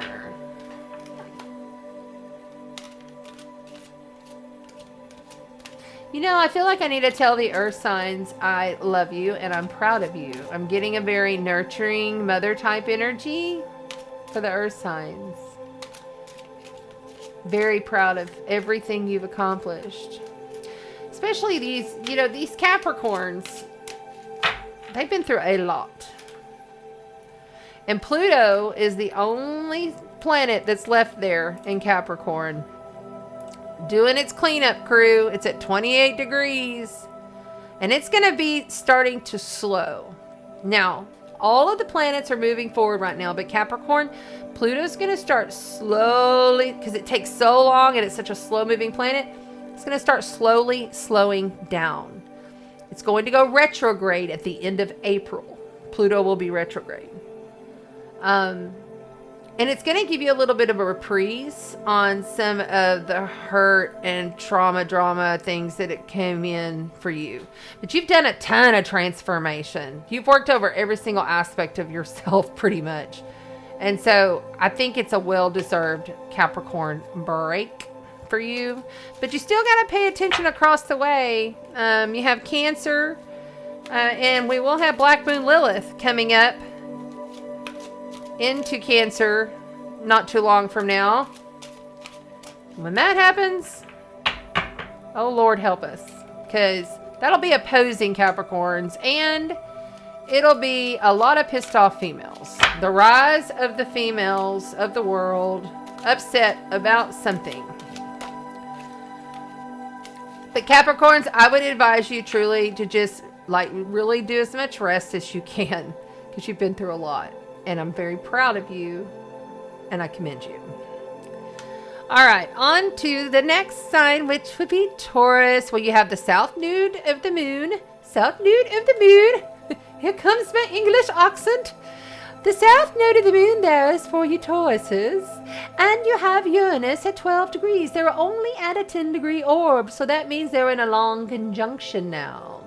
So when this Uranus comes up, and starts like hitting this this north node of the moon. The north node is the karmic collective evolutionary node.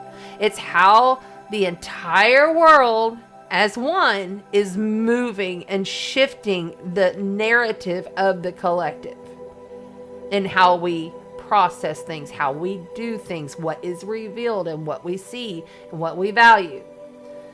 You are the pinpoint person for this energy. So you, unlike others, are able to really transmute and move these energies. It's a really positive place for you, but there's going to be a lot of surprises coming in. Lots of things will pop up that you did not expect. Tower moments happening for the Tauruses and for the Scorpios, because Scorpio's in opposition to it. So understand this, that it's there to evolve your soul. It's there to move you, even though it's painful. And if it is painful, cry it out. Get it processed. And then get on to finding the next thing that brings you joy and value. It's all about your value. You know, you're changing your money structures. You know, this is happening in your second house. You're going to end up changing your money structures with Virgo. Okay? Virgo is going to, what you do and what you show up into the world as, is going to shift and change. and what you feel within on how to show up in the world is going to change for the Tauruses. So much. I mean, there's positive, trust, but it may be difficult and it may be shocking. So be ready to be shocked. All right, moving on to Virgo, the star of the show, Miss Luminous, Numinous Virgo, the healer, the transmuter, the witch in the woods that would take care of everybody in her perfect practical way, Virgo. This moon is a godsend. This moon is going to illuminate every single aspect of your practical life. It's going to help you to have a clearer vision, and you are saving this chart. I'm just saying, because all of these planets, we got all these planets that are down here, either squaring it, trining it, or opposing it. Thank God for the Virgo moon.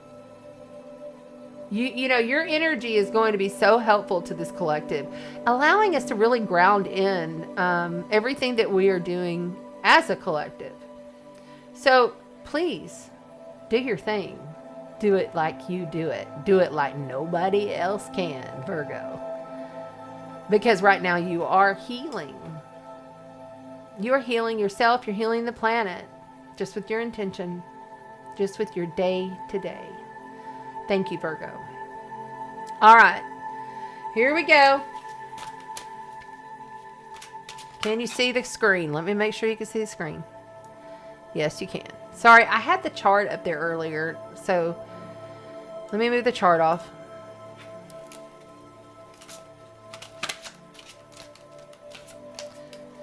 Oh, I'm getting tired.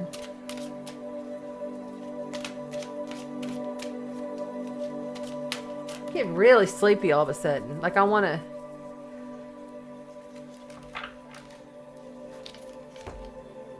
Dang! Did the light go out too? I had that thing charging for overnight too and it went out. That doesn't make a bit of sense. Oh.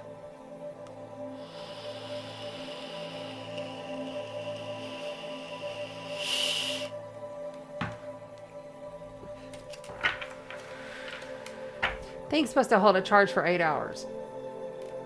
I don't like it when you buy electronics and then you get them and they don't do what they say they're going to do on the description. I charged it for a long time. All right.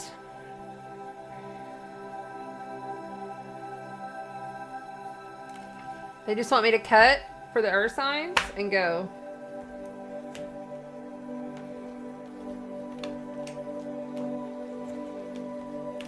We're on Earth. Take from the bottom first. All right. The Chariot. Isn't that interesting? The Chariot came out again. The Chariot card was chosen off the bottom. Intuition tells you, guides you on your path in a balanced victory. It may not be exactly like you're clear to see where you're going on your path right now, Earth signs, but there's victory to be had in movement. And in balance. I'm feeling that you guys have got to get in balance on what it is that you're doing. You can't just be all like, you've got to really reach out for the fire and the passion in your life right now. Okay. The 6 of Coin. You know, this is all about balance. This is balancing the dualities. This is being able to give as much as you receive and expecting the same because you deserve it. Because you know you do. Because you had the victory. You've had the movement. You're wise. Your knowledge has come through. There's pain, sorrow, sadness, grief. It surrounds you. It's like the collective propaganda fear that's flowing around you. And you get all up and involved in that. The sadness is there. I have felt it before we started. Grief, heartache is hard.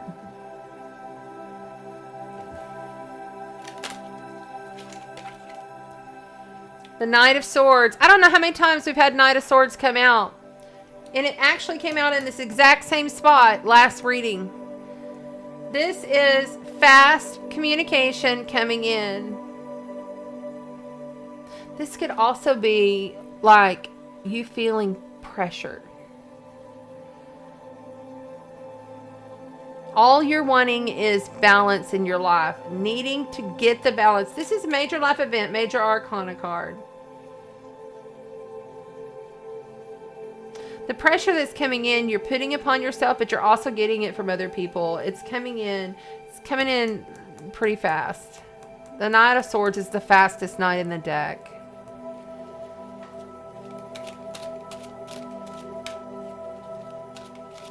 It can be scary. It can be challenging communication. They went from the bottom of the deck. Strength. Major life event, major arcana card, the Leo strength. This is about your strength that you hold within. It's not so much about your outside strength. It's about being able to take the pressure and persevere through the childhood dramas. I'm hearing childhood dramas. I'm seeing children. I'm hearing childhood dramas. Whether this is your childhood or your children's childhood or someone you know's childhood, there's some kind of childhood dramas. There's some kind of hard, difficult situation involving a child. And it's taking inner strength to understand, even comprehend the pressure that's coming in. But there is a victory to be had here. I feel like the victory is in being able to just handle and transmute this trauma, or have this child be able to handle it in a way that is a deeper, and being able to balance all of the trauma that you've been through. It's hard trauma. I'm not liking it. Got a bad taste in my mouth.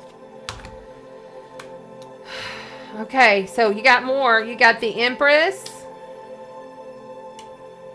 Birthing, new beginnings, on the precipice of birth. This is Aries, major life event, major arcana card. And you have the Seven of Discs.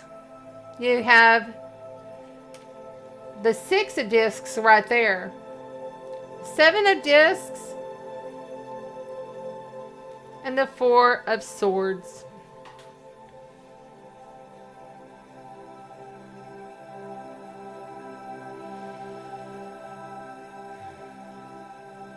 What you're wanting is not going to happen as fast as you'd like. Something's going to come in that's going to give you some kind of off the charts knowledge, wisdom. It's going to come in fast, like a text message or something. I'm seeing like maybe a comment or some kind of social media, something is coming in. And you're dealing with a lot of pain and strife. You're dealing with difficulties, challenges, wanting that duality and balance, wanting to be able to balance and give and take. You're really in that mode and wanting that victory. But there's some kind of childhood trauma or something that needs clearing. I mean, this Empress is the mother. I mean, she's the mother of the tarot. She's the young one who's about to give birth to her first child. You know, she's birthed the earth. She's the mother of earth. She gave birth to the earth and all its inhabitants, you know. But this Seven of Discs says that it's going to take time. It's going to take effort before you can, like, look, you can't even get over that mountain. You're here. You've got all your coins and stuff up here. There's a lot of evolution to be had. But you do have the sun in the distance. So it's like it's there, but it's going to take patience. And it's going to take diligence.